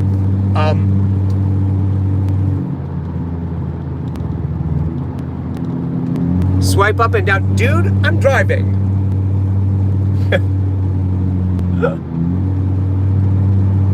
I've already killed 12 people on this trip with this car.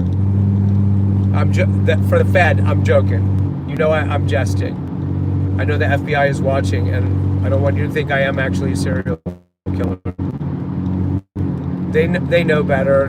All the successful serial killers actually work for the FBI.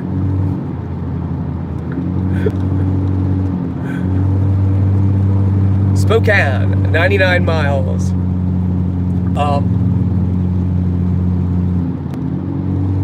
Somewhere the FBI guy is sitting at his desk going, not all the serial killers. I mean, it's not that bad.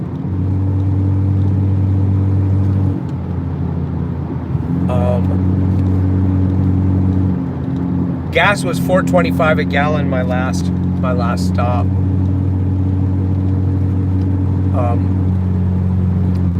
I got half a tank left right now, and I got 140 left on the card, but it might be 215 if they did in fact kick back my deposit.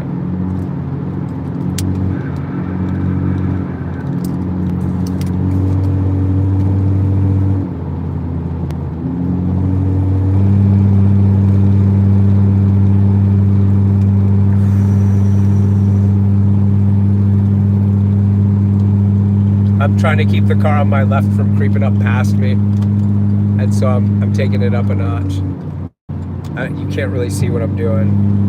When I had it pointed straight and you could actually see how I was driving, that was cool, but then it was pointed back that direction when I turned it around. I know me is the least interesting thing about this, but also watching me is weirdly fascinating, and so I don't know which is more weirdly fascinating, but you usually don't get the road, so I guess the road is better.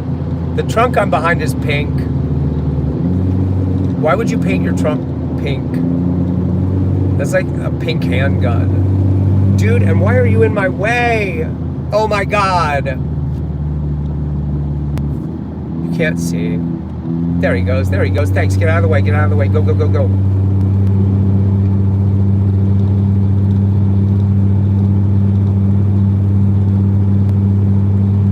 Look at that truck. That is just, it's the Pepto-Bismol truck. My stomach feels better just looking at it.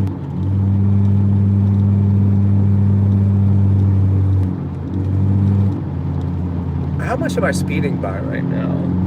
What is the speed limit over here? Hold on. I just realized I'm really boogieing past them. I don't know whether I should really be. It's hard to say.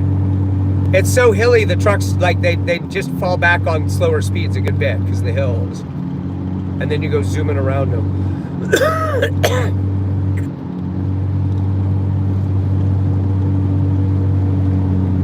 Orgone energy on the road. That weird heat shimmer you see on highways. That light heat generated mirage looks like water on a highway. According to Wilhelm Reich, that is orgone energy sizzling between the sun and the dirt. It has to do with the layers of organic versus inorganic material on the ground under the light. All right, well, if that guy's passing me, then I think it's solid for me to go 80.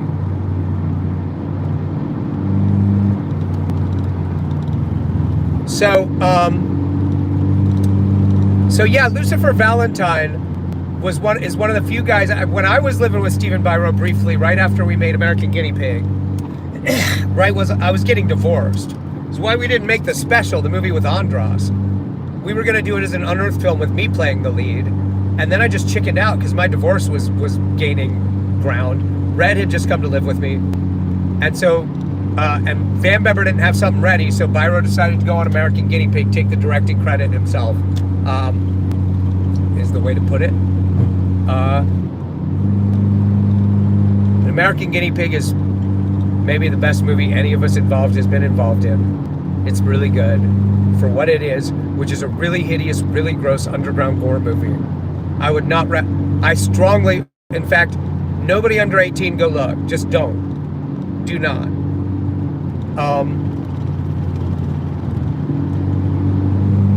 I know the internet isn't age restricted like that, and you can probably go watch actual snuff movie bullshit fairly easily if you want to. You shouldn't watch that either.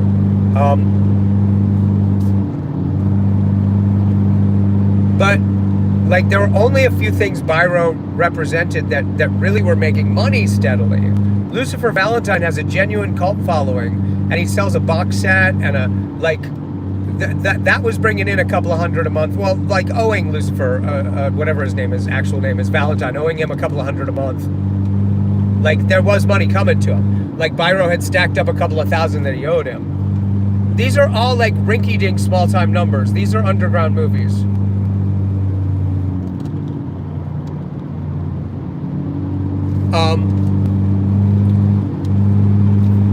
God only knows what Valentine spends on them. Not much.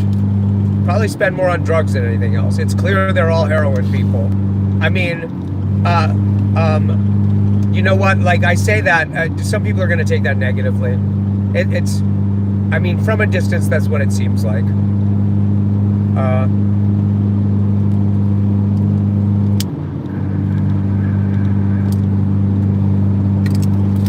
I mean, if someone were to watch these streams regularly and say, it's clear that Rogan is not being properly medicated for whatever is psychologically wrong with him, then maybe they're right. And maybe I'm right about those guys and the heroin. Maybe I'm right. There's a lot of vomiting, man. There's a lot of vomiting in his movies.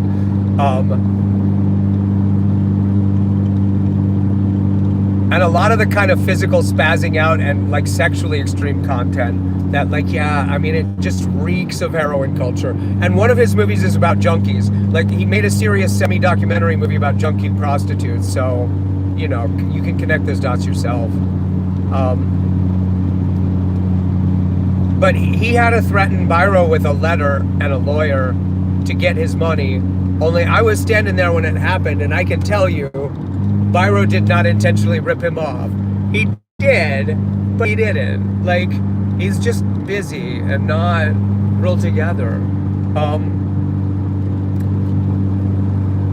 He also, his bestseller, by far, like, the thing he distributed that was making the most money by far was his special edition of Rock and Rule. the Canadian animated movie, which I've been a fan of since it came out. I saw it on the big screen in 1984.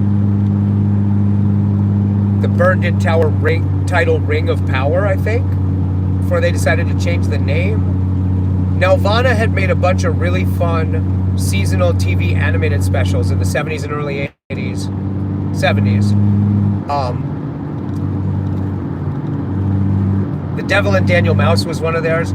The one where it was a Christmas special and the three wise men are aliens, that was one of theirs. They're Canadian, and they got successful enough to put together the money to finance a feature.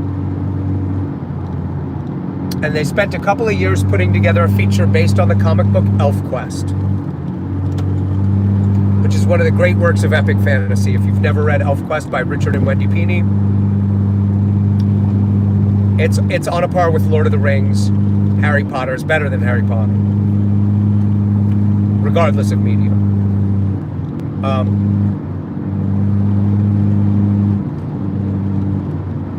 Nelvana set out to make an ElfQuest movie, and they put like 3 years of solid work in it. It was all over the comic book. Like, there was stuff about it going on in the comic book the whole time. ElfQuest was still publishing the first run while this was going on. And then at the last second, God, my back hurts.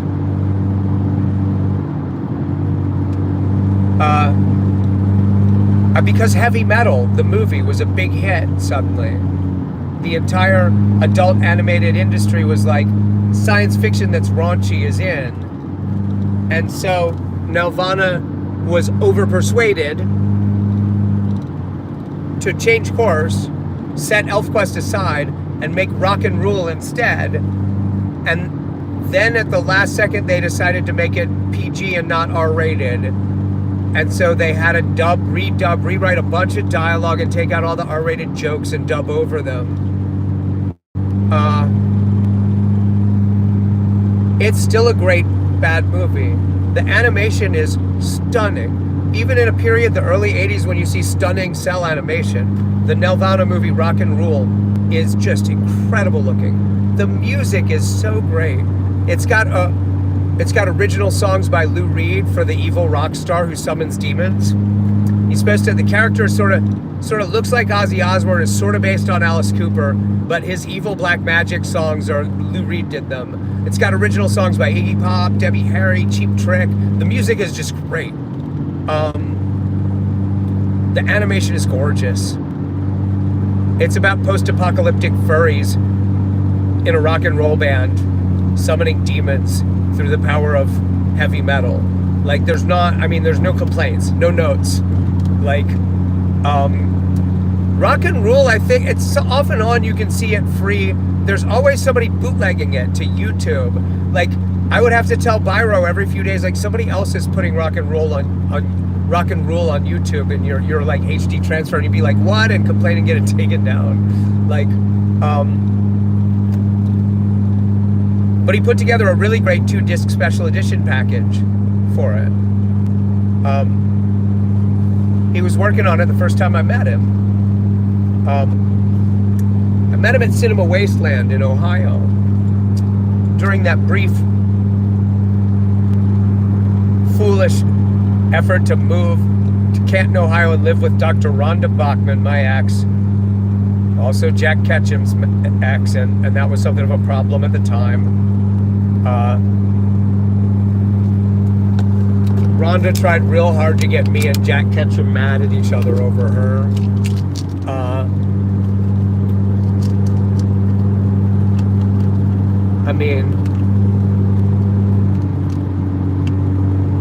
Dallas was a real friend of mine, Jack Ketchum.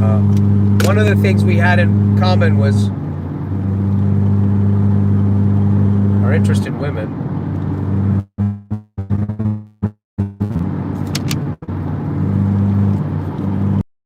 But guys like that don't tend to go to war with each other over the women. Like, it's got to arise naturally from the rivalry.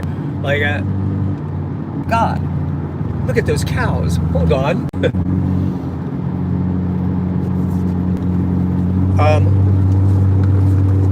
So Rhonda I don't know how she rolls now that she's old. I certainly don't chase women at all anymore. I do not fuck for aesthetic reasons. It seems weird that I ever did.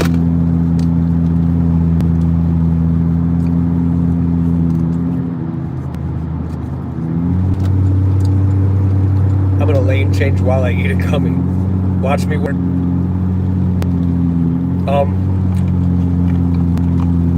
Uh-oh, hold on. That suddenly got windy because I was accelerating. Okay, we're good now.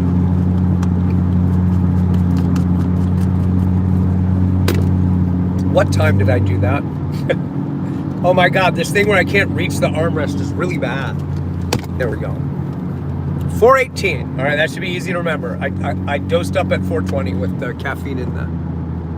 I need food next, honestly. Yeah, remind me later, whoever it was who was interested in Lucifer Valentine, remind me later to tell the story about the movie Byro was scared to distribute.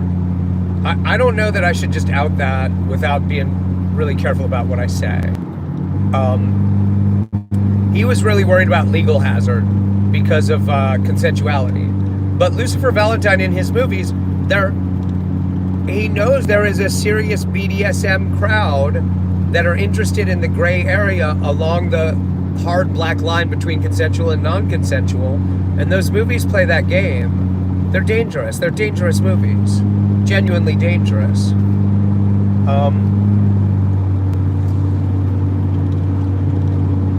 If it sounds to you like you might want to watch them, you do. They're brilliant, but they're fucked up. I have not watched all of them myself. Glad I did not have to review them, though I guess I just did.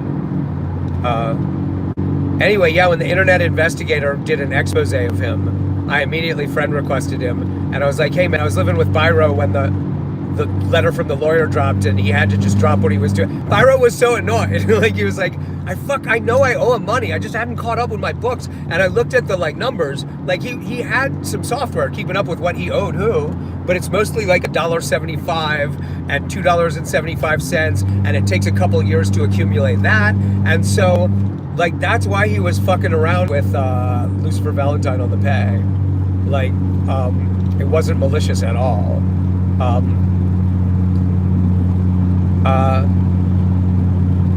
And I never got paid for Gator Green, but they never made much on Gator Green. It was all my money, but I mean, if I went after Byro and asked him, I don't know. I got paid for other stuff with him. And eventually, like, we had a falling out after that fist fight, and he basically paid me to move into a hotel and get the fuck out of the house. Me and Red. So, I guess we're even on Gator Green. I financed Gator Green. It was my grandparents' money. They left me $10,000 when they died. But Van Beber didn't want me telling people that at the time because they did some kind of GoFundMe. Whatever what is it called? Indiegogo. I think it was an Indiegogo campaign. But they basically only raised like $1,000, Byro and Van Beber, for Gator Green. But I saw it was going on, and I discussed it with my wife, and I was like, I'm gonna make it rain. That's how I ended up acting in Gator Green. I was the executive producer, I guess you'd say. Though the short film's a train wreck, that was the best thing I've ever done. If Jim Van Beber hadn't wrecked the train.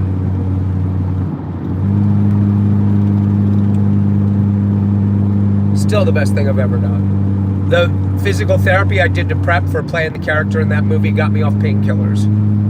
Boom. One-on-one correspondence. I'd been ill for many years. Did not turn around until Van Beber started coaching me on how to exercise to be the guy in the wheelchair in Gator Green.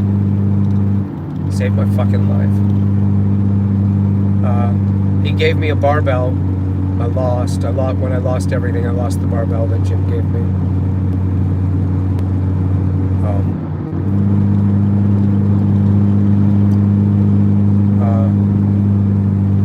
But so the special, which, like I said, somebody did go off and make this movie.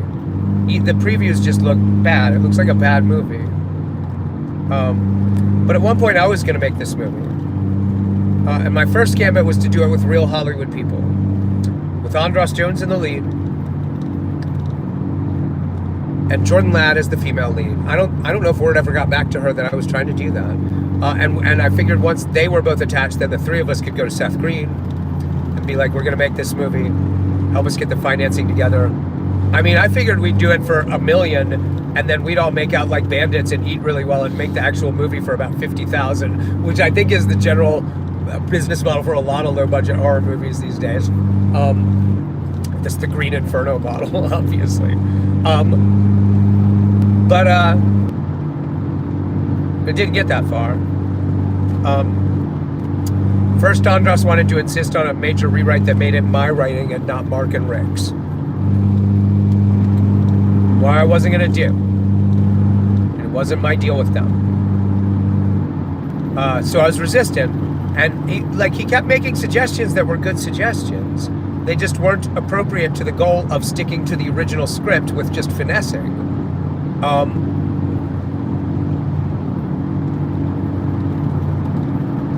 I was going to play the second lead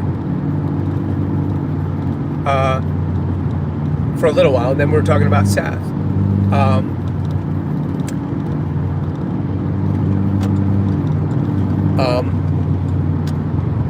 Oh, I just passed a police car. Did I really do that?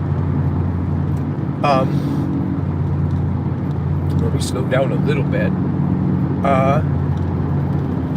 I got disoriented and misspoke just now. I wasn't going to play the second lead. I said that because I saw the cop and I got confused and distracted. Scratch that. Reverse it. So it's going to be Andros in the lead, Seth Green in the second lead.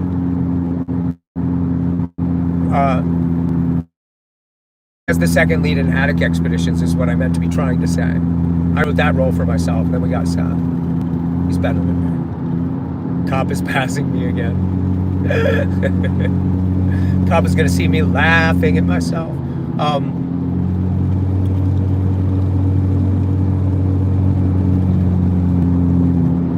I wish I knew how the cruise control worked.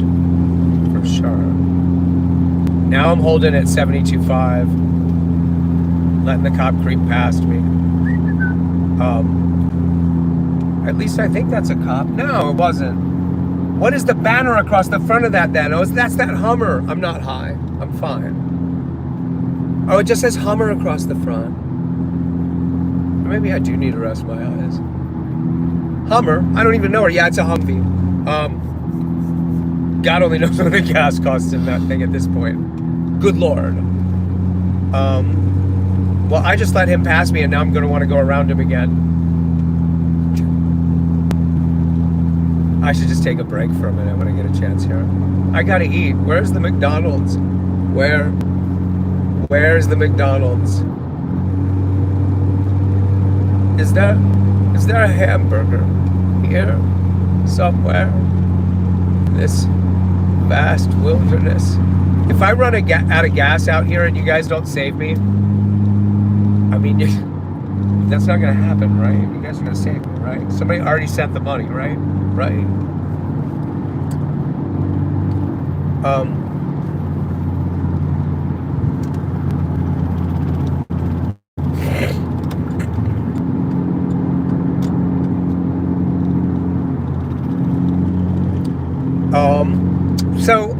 So, and then Andros was keeping me on the phone talking about the writing for several hours at a time. Like every day, like I'm working on the script, and Andros is spending 3 or 4 hours a day talking to me about the script. He's the lead actor.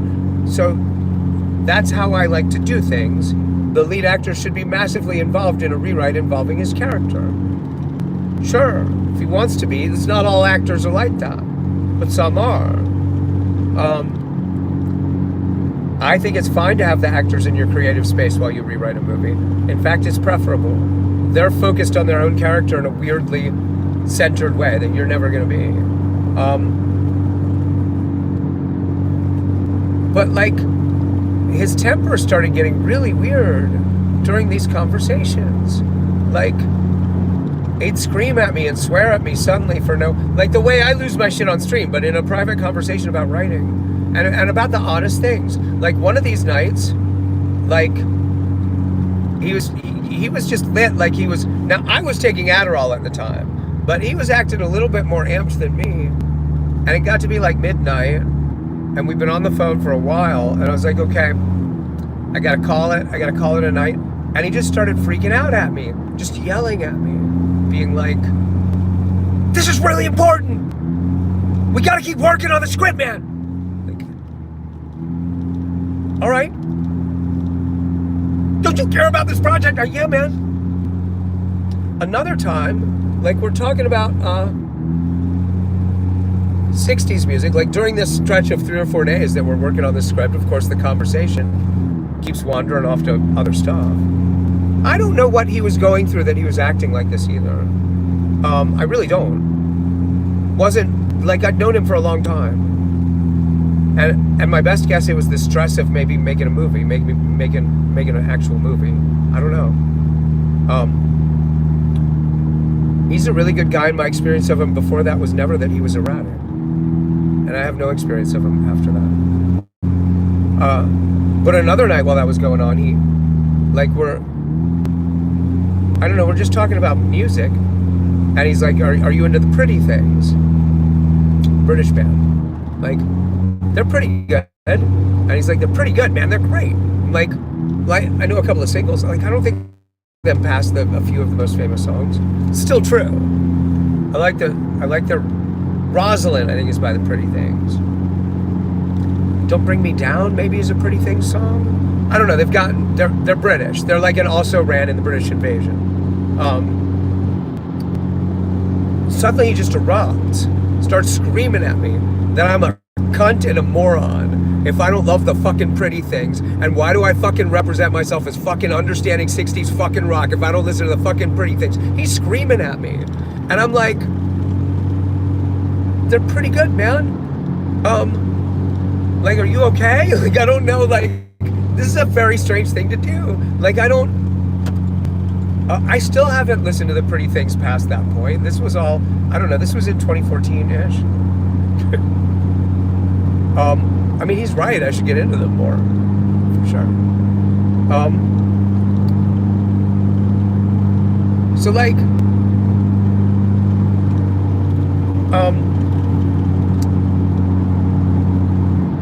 what am I looking at? What is that? Is that a truck? Oh, it's a truck with tractors on the back of it. It looks very strange. Like the vehicular equivalent of a human centipede. I was too late to show you. So, like, this whole time this conversation is going on about rewriting this script, I've been telling Andras, the beginning and end of every long conversation, we are not getting credit for this. No writing credit on this movie is going to anyone but Mark and Rick. That's the deal. I think they might have actually had a third writer on it already that was going to be credited with somebody I didn't meet, but definitely Rick and Mark, and I wasn't going to get credit. I'm just the director. And so any writer I bring in, you're not going to get credit. This is uncredited. And he's like, yeah, a bunch of times. So after the 2 flip outs, at the end of a conversation, at the end of one of these conversations, he says, you know, I'm going to have to get credit for all of my involvement in these rewrites. And it was weirdly, you know, it was actually like a very similar sinking feeling to these accusations from my daughter. Well, either of them. But this horrible, like, everything is far away. Like, everything is at the bottom of a tunnel. And when John Borky went sideways, it's like that. Like, you're one of my best friends. I'm involving you in this project because you have the right talent set.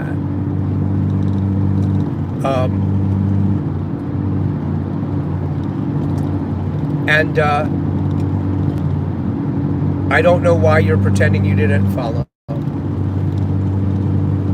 But you've just made yourself into some kind of... You can't be trusted.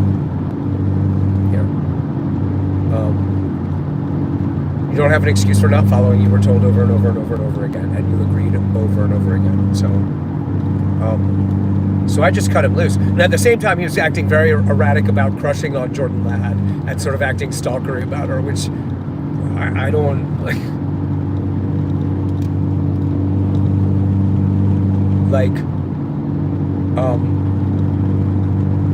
Don't fall in love with a movie star. I don't know what to tell you.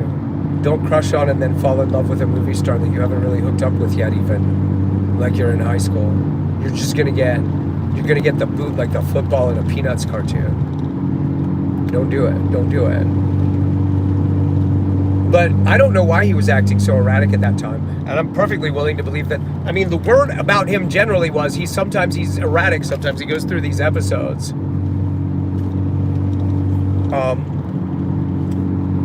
of being erratic. So he lives in Portland. No, he lives in Olympia, actually. The Mechanic is not far from Olympia. When I realized I was near Olympia, I was like, you know what, it's time to patch things up with Andras. That was like 2014. And it was business. Like, it wasn't my deal that he couldn't be involved in the writing credit. That wasn't my deal. That was the deal. Like, I was just, I was the hand there. I wasn't the rule the hand enforced. So,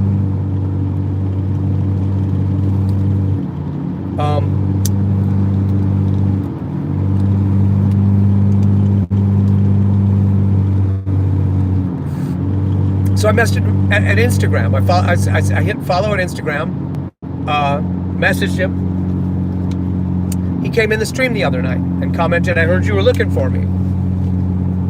And then he responded at Instagram, I guess, and asked me for my email address. And then he said to me, and I sent him a message, it was like, the occasion of me getting back in touch with you is, I'm kind of stranded in your neighborhood. Like, I actually just need somewhere to live real quick for me and the cats. Like, if you know somewhere where there's a couple of rooms, like, if somebody's got a spare room, you know people in Olympia, you've lived here off and on for decades, help me out, help a brother out. I would love to hang out. We should do a crossover appearance on your Radio 8 Ball show and my Roganautica stream, if you're still in Olympia. So I get the email, and it's like, he says he has really deep feelings involved. He wants to take this slowly because he still feels deeply betrayed by how I accused him of intellectual property theft while he was taking 2 scripts to LA. And I'm thinking, like, dude, bury it, man. I don't know what to tell you. Like, I was wide awake, paying close attention. I was in charge of the project. I was the captain of the ship on that. It was not my deal being implemented. I told you how the deal was going to go. You had to be cut loose as soon as you started getting wiggly, and I had to cross out every single idea that I discussed with him, including my first pass at the rewrites I wanted to do. Like, I had to throw out a bunch of ideas. So, I'm willing to let it go. Like, I didn't call him a thief. That's not exactly what that is. But he wasn't welcome to even try to chisel in on that writing credit, neither was I. It would have queered the pitch. It would have jinxed the deal to even bring that mess to Mark and Rick. I don't think they ever even heard that happened. Just bobbling the road across my rewrite of that script. They liked my rewrite of that script. I haven't watched the movie they made, but I assume they didn't use any of my shit.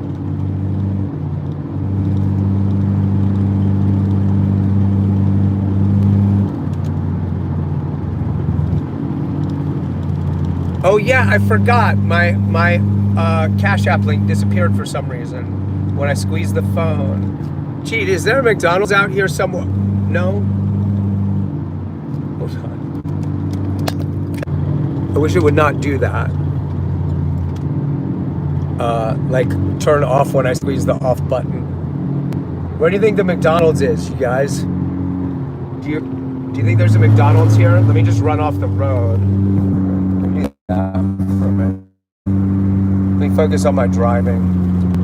Sorry to put the phone there for a minute. I don't want to try to put it back. I was just weaving all over the road and there's other cars in front of me and behind me. I don't want to scare them.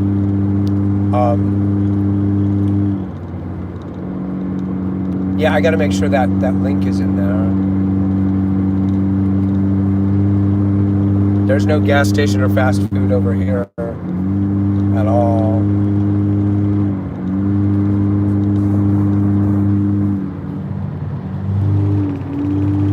Schutzler Road. It's pretty. But there's nothing here. Man, I would love to live this far out in the middle of nowhere. That'd be so nice.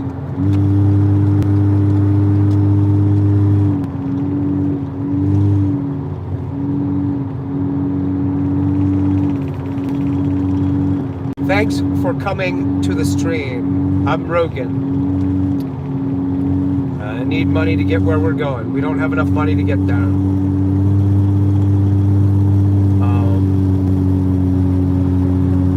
Thanks for being a part of this ludicrous failure of a project to move to Portland. Well, Red moved to Portland, so it's not an entire failure. Red got to Portland. Let's be real.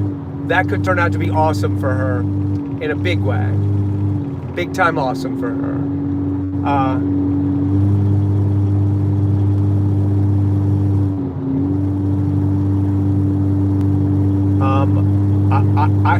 It was only in the middle of making crazy accusations that she said that the whole plan was to just use me to be a ride to Portland. But I'm her dad. She's welcome to, like, she could have just said, all I want is a ride to Portland. Will you do everything in your power to affect that? And I would have been like, all right, I guess, yeah. I'm not sure that's a great idea if that's exactly what you're doing. Now I'm holding the phone backwards because my arm is propped on the armrest in such a way that I can do this easier than I can actually flip the phone around. I don't know how well it's pointed at me. The color of the sky is so weirdly surreal. The yellow of the, I guess that's dry grass.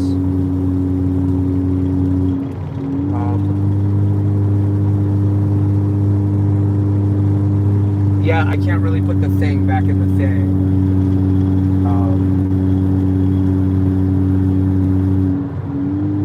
Let me see, I mean, I can sort of do it. Every time I make a move with the phone that seems dangerous, like I start typing on it or I move it to the thing or I pick it up like this, I take a long moment to consider what I'm doing ahead and plan my actual motions so that I don't just start throwing the phone. I have just thrown the phone around a couple of times, but only a couple of times.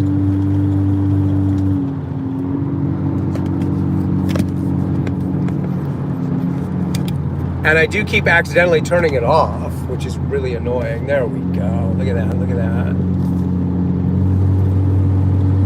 And I can't, sorry, I can't pay attention to the chat, right?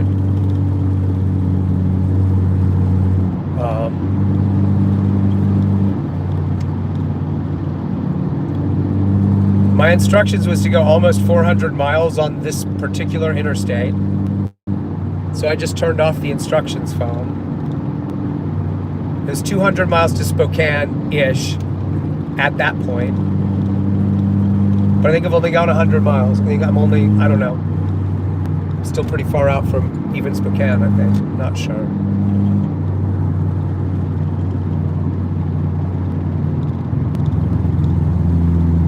I am slowing way down because I'm behind, I don't know what it is.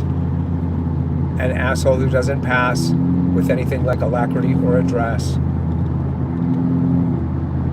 I'm not going to accuse this guy of driving like a monkey because I think he's actually more like driving like a zombie. Like he's already dead.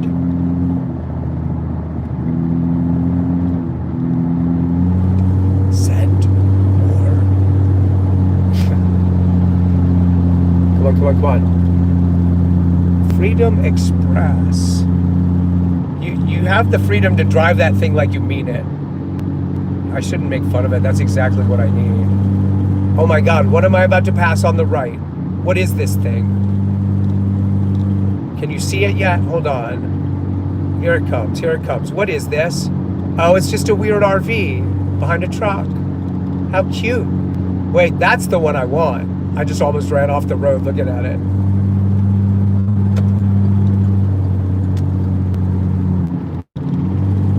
And I missed the gas station. Well, there isn't a McDonald's there though.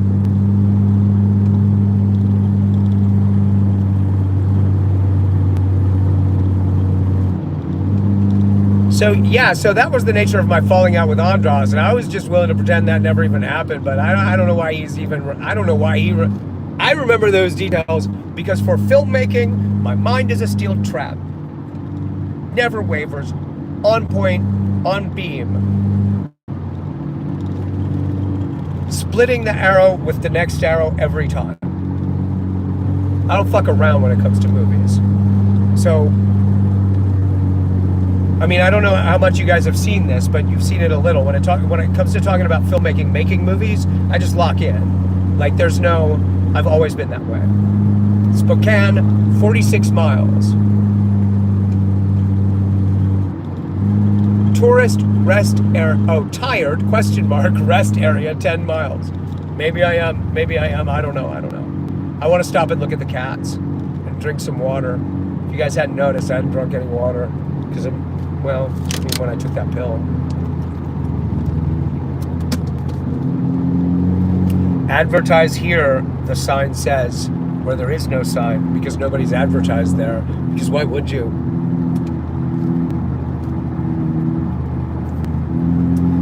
These places where somebody has clearly, intentionally just built an awesome house and like playground outside the house for them and their family, like in the middle of nowhere, they're gorgeous.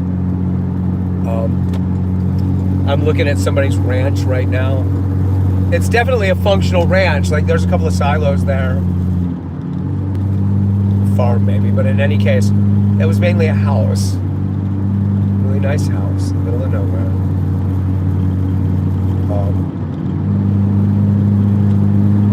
I'm tempted to stop streaming and listen to the radio, but then I'd get lonely.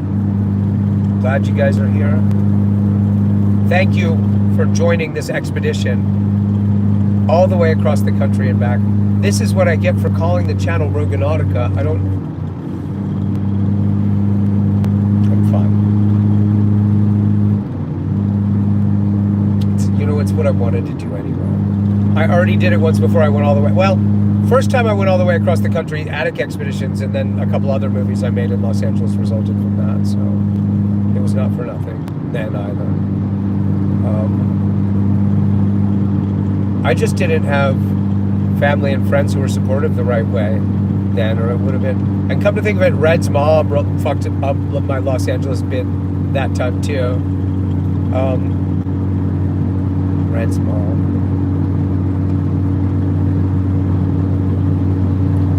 She's a fucking disaster.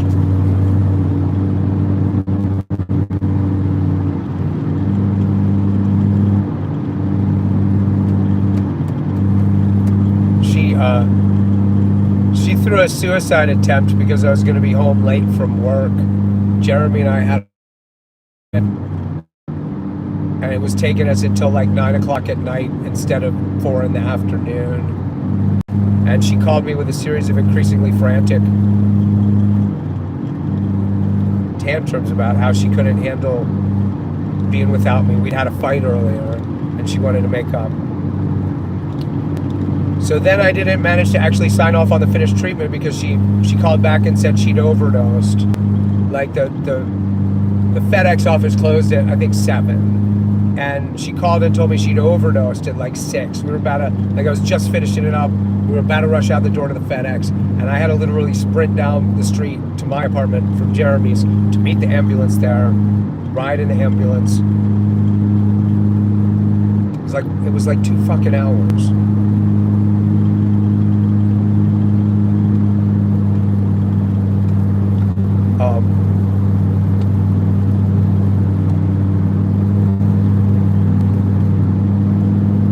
Yeah.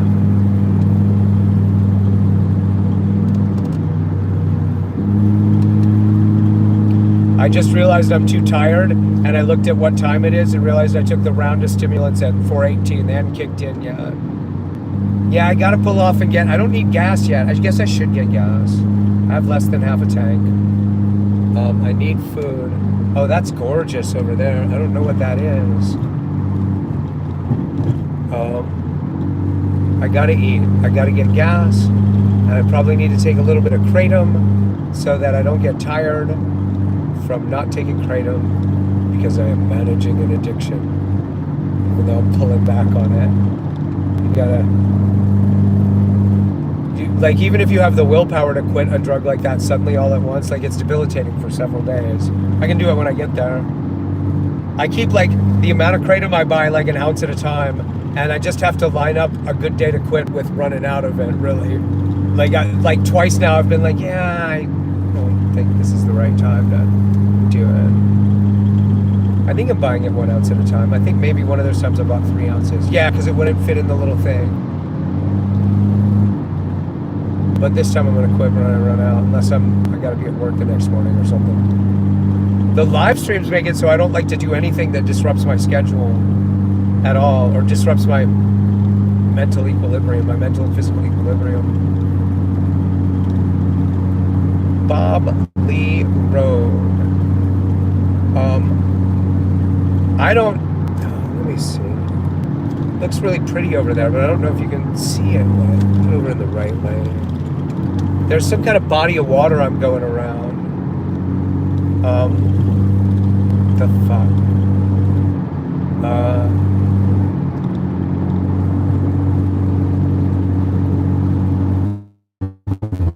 When did I get the cats into the car? 11. I checked out at 11. A full-on rest and getting the cats out of the box. I don't know. 11 o'clock, midnight, rest area 2 miles. Cool.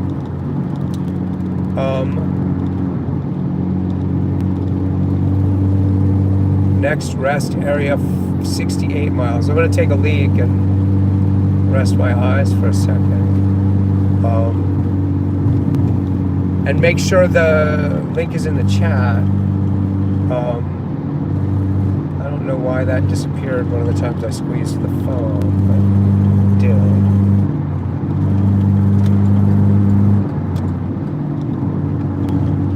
Somebody fucked up painting that line.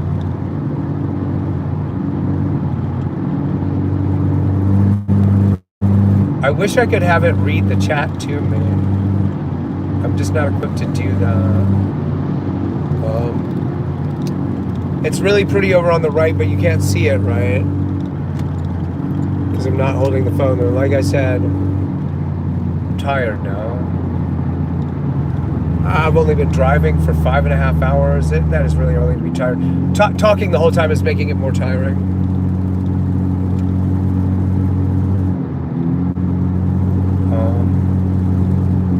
I feel hyper-oxygenated.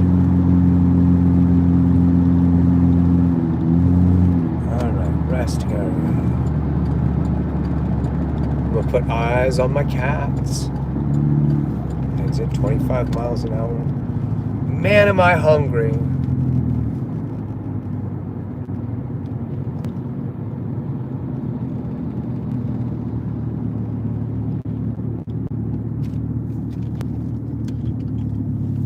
Wow. That is a fucking view. Please limit your stay to 8 hours unless otherwise posted. So you're allowed to take a nap here.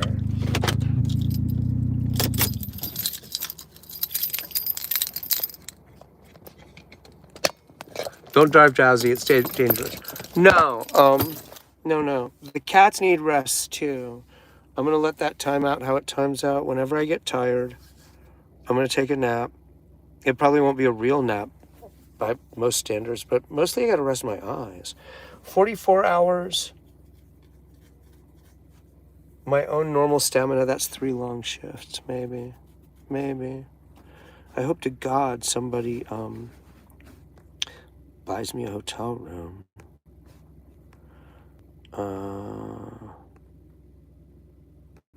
Don't take kratom. Yeah, I'm gonna quit. I've quit several times. I don't know why people act like kratom is some kind of like unbeatable scourge. Like, it's much easier to quit than heroin or Oxycontin or morphine or tramadol. I've quit all those. Multiple times. Honestly, the worst withdrawal in terms of like feeling bad and having to stick to quitting anyway, the worst withdrawal I ever dealt with was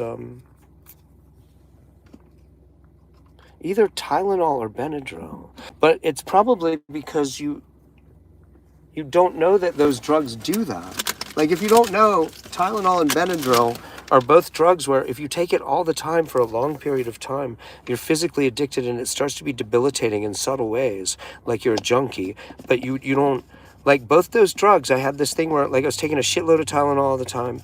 Another time I was taking Benadryl constantly to assuage my nerves, like a, some kind of mild antipsychotic. And taking it all day, every day, like I do the kratom these days. And like just started to feel like it was a drug addiction problem, like started to feel physically and mentally debilitated, golluming out, felt like I was golluming out.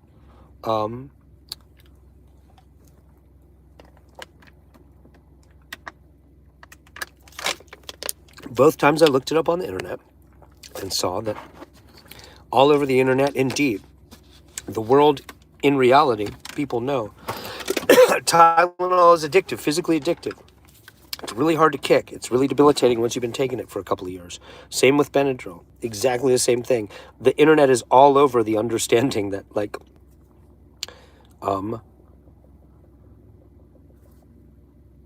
see what I mean about viewers? This is a lot of viewers, though, Agility School, for me. Before this road trip, it was generally about 10 people in here. But yeah, the number surged up to like 100 when there was drama going on. There's also this thing where the people who are long-term fans, they get really disturbed and upset that that I let my personal drama interrupt this at all. And they're like, there's a core group of fans who are like, we like it when you play music, and we like it when you hang out, and we like it when you talk about movies, and when you read literature, like normal streamer stuff. This stuff where your actual personal drama gets all over everything is really annoying and distracting to them. They want things to be chill.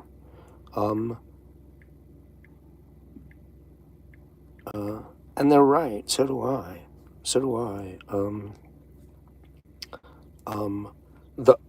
It's unfortunate that people live off of other people's pain. Yeah, but I didn't have any support network. My family and friends had abandoned me before I started live streaming. And so, I don't know why I couldn't see the pin message. There it is.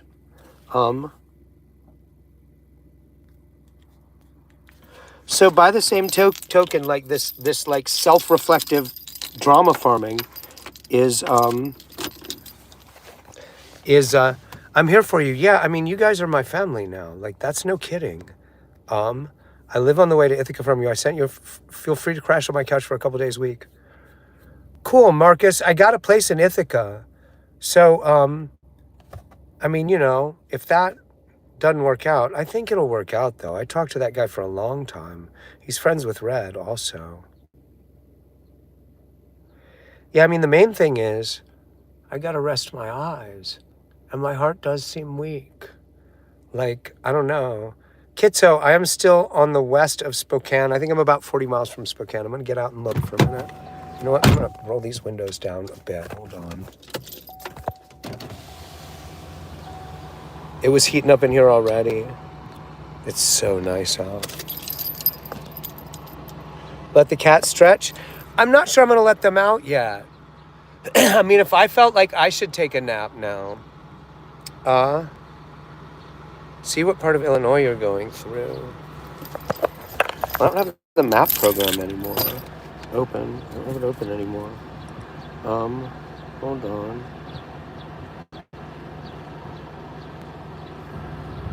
Spokane has Burger King. I mean, I should see fast food soon. And I got it, like, by then I'll need gas.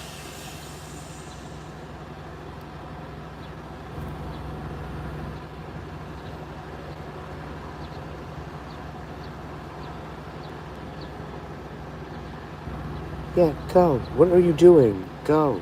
I hit directions. So you go. What is happening? I can't show you because it's the list of addresses. What do you mean choose start location? I'm right here. What's funny is Red knows, using Google Maps. Yeah, exactly. Red knows how to deal with Google Maps. I do not. Like, I use the one on the other phone. So, right, let me see. I'm zooming in manually. 90 through Bozeman, Livingston, Big Timber. Actually, I'm going through Bozeman, Montana, where that guy was threatening to get me a job. But he just, I mean, I could click on his channel again. I know where that was. Through the Crow Reservation. North Dakota. I'm going through North Dakota? Minnesota, St. Cloud. Then through Wisconsin. It's a vastly different route, but I'm going through Chicago. It's right at the very north end of the state.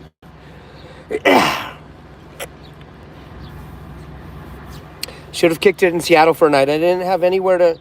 I mean, I don't have the money to stay anywhere, guys. I don't have a hotel room. Like, the only place I have to spend the night is in Ithaca. Unless somebody offers me somewhere. I can spend the night in the car with the cats. You're 7.5 hours from Chicago. Yeah, so it ends up being 15 or 10 out of the way to... I lose a day, spending a night somewhere recovering. Yeah. And Love Hello is in Ashtabula, but the place where I was before is like full up. I'm gonna sleep in the car for sure. I'm gonna take a couple naps in the car. At some point, I'm gonna get the cats out and let them run around in the car. I'm so nervous about the cats that I'm gonna have trouble taking a nap with them loose in the car. So,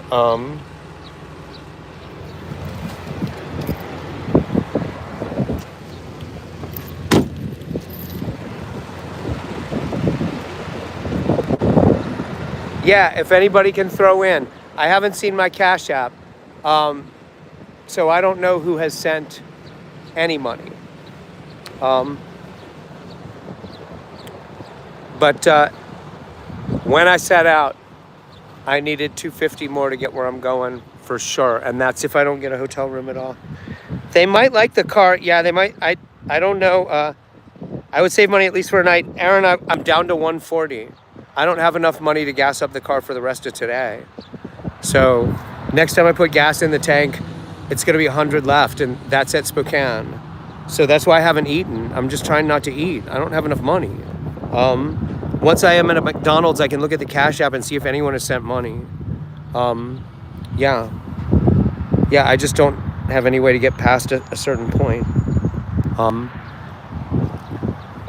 mean, I'm pretty scared. NYS will be kind to you, man. All it takes is at least to obtain residency. Yeah, I just got to get up there. I'll be all right once I get there. Hit up a Walmart for food.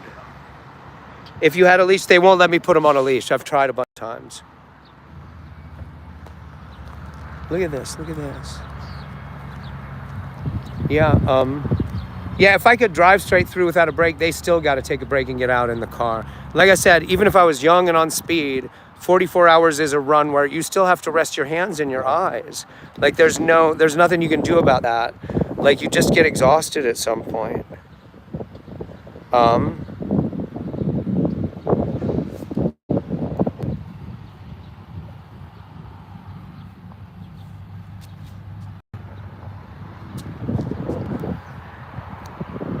I don't think you guys will let me down.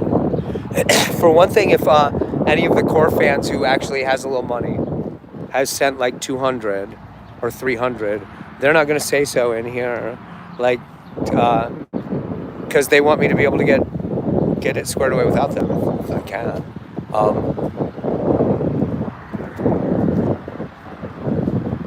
I won't know till I see the Cash App.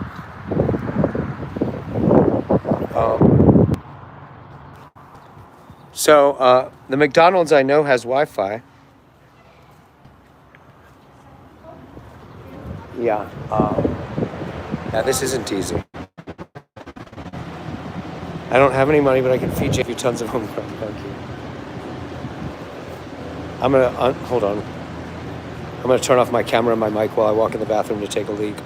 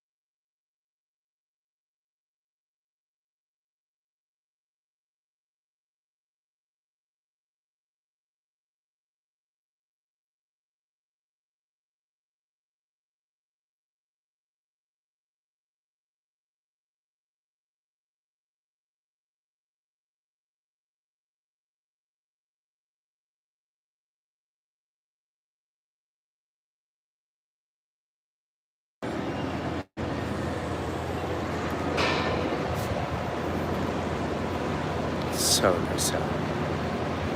It's just fucking gorgeous out.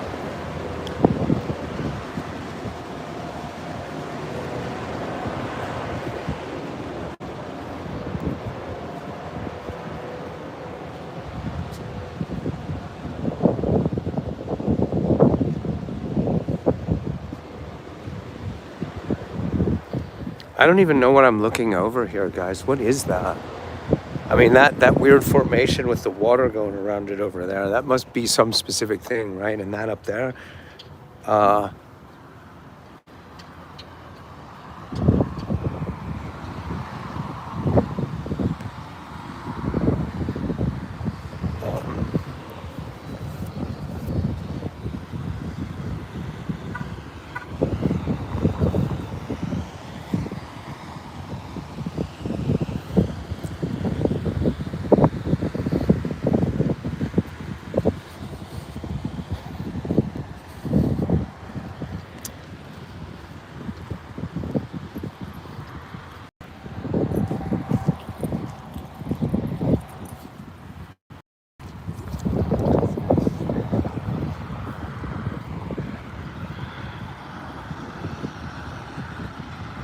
so yeah, if anyone doesn't know, the place to live in Portland was a lie and a joke. Red got to Portland, but I'm out here. I'm stranded and broke. It just hasn't happened yet. I got $140 left. I'm gonna make it about 8 more hours if nobody has given me any money so that I can get the rest of the way there. It's a 44-hour drive. It's costing about $10 an hour to put gas in the car. Thank you in advance for helping. It's really frightening that I don't have this squared away. I thought somebody would come through last night before I hit the road. I hope somebody's come through since I hit the road. When I get to a McDonald's, I'll bring the laptop inside. Buy a couple of... It's okay, guys. If you can't pay to help, it's okay. Like, I'm really scraping the bottom of the barrel in here for help. And like I said, it makes you feel bad. Don't feel bad. Only feel bad because I feel bad. And the only reason I feel bad is because I feel stranded right now. No, you guys aren't going to let me actually be stranded. Like if I actually grind to a halt and run out of gas and food, it won't take a minute. It won't take but a minute. You guys aren't going to let me. You guys won't let me down.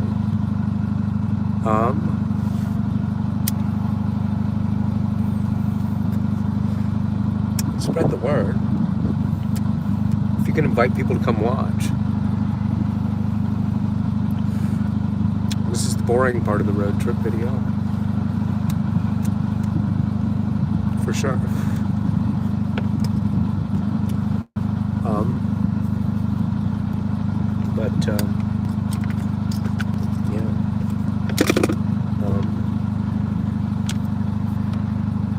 I don't know how far I can really push myself before I'm too tired to go, but I do know from experience that it tends to be about the same for the cats. Like, let me check on that, by the way.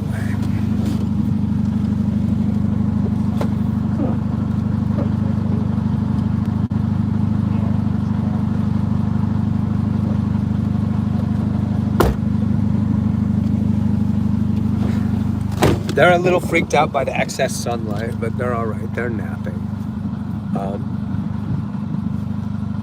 Yeah, anything you guys can do to spread the word on what's going on here.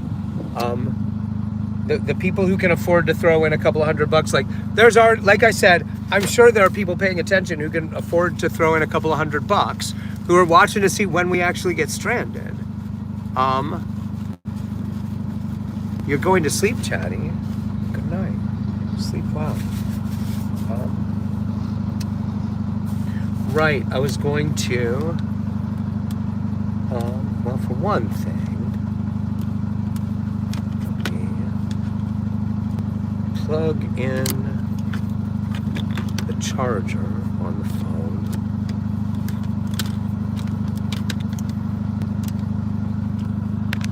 Yeah, it sounds like it's purring, huh? Alright, so I got that.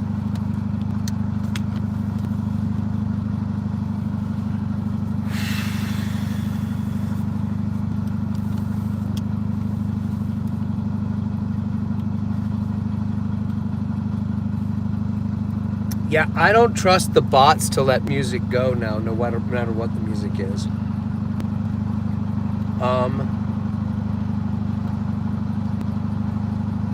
Oh. Well, it is my personal library. I was about to be like, I can't get online. I'm a little fuzzy.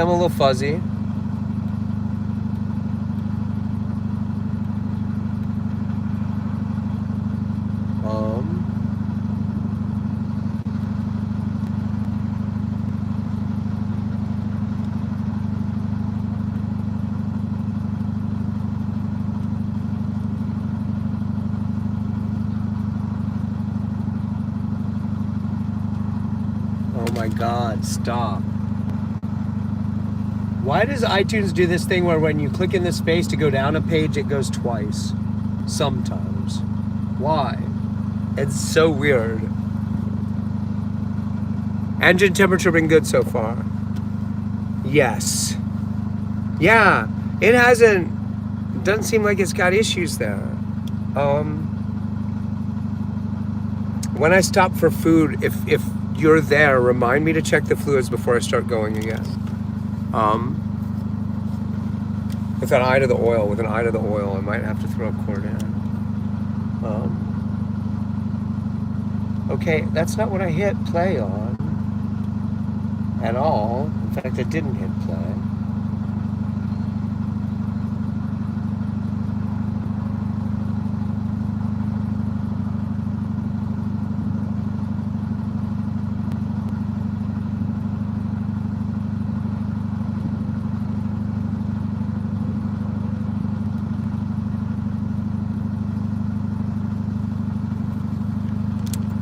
Maybe it won't work if it's not plugged in already. Hold on.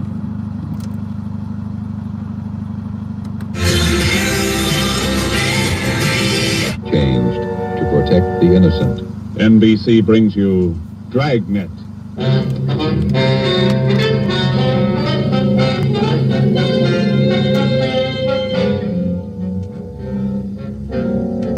You're a detective sergeant. You've been off duty 2 hours. You receive an emergency call from the chief of detectives.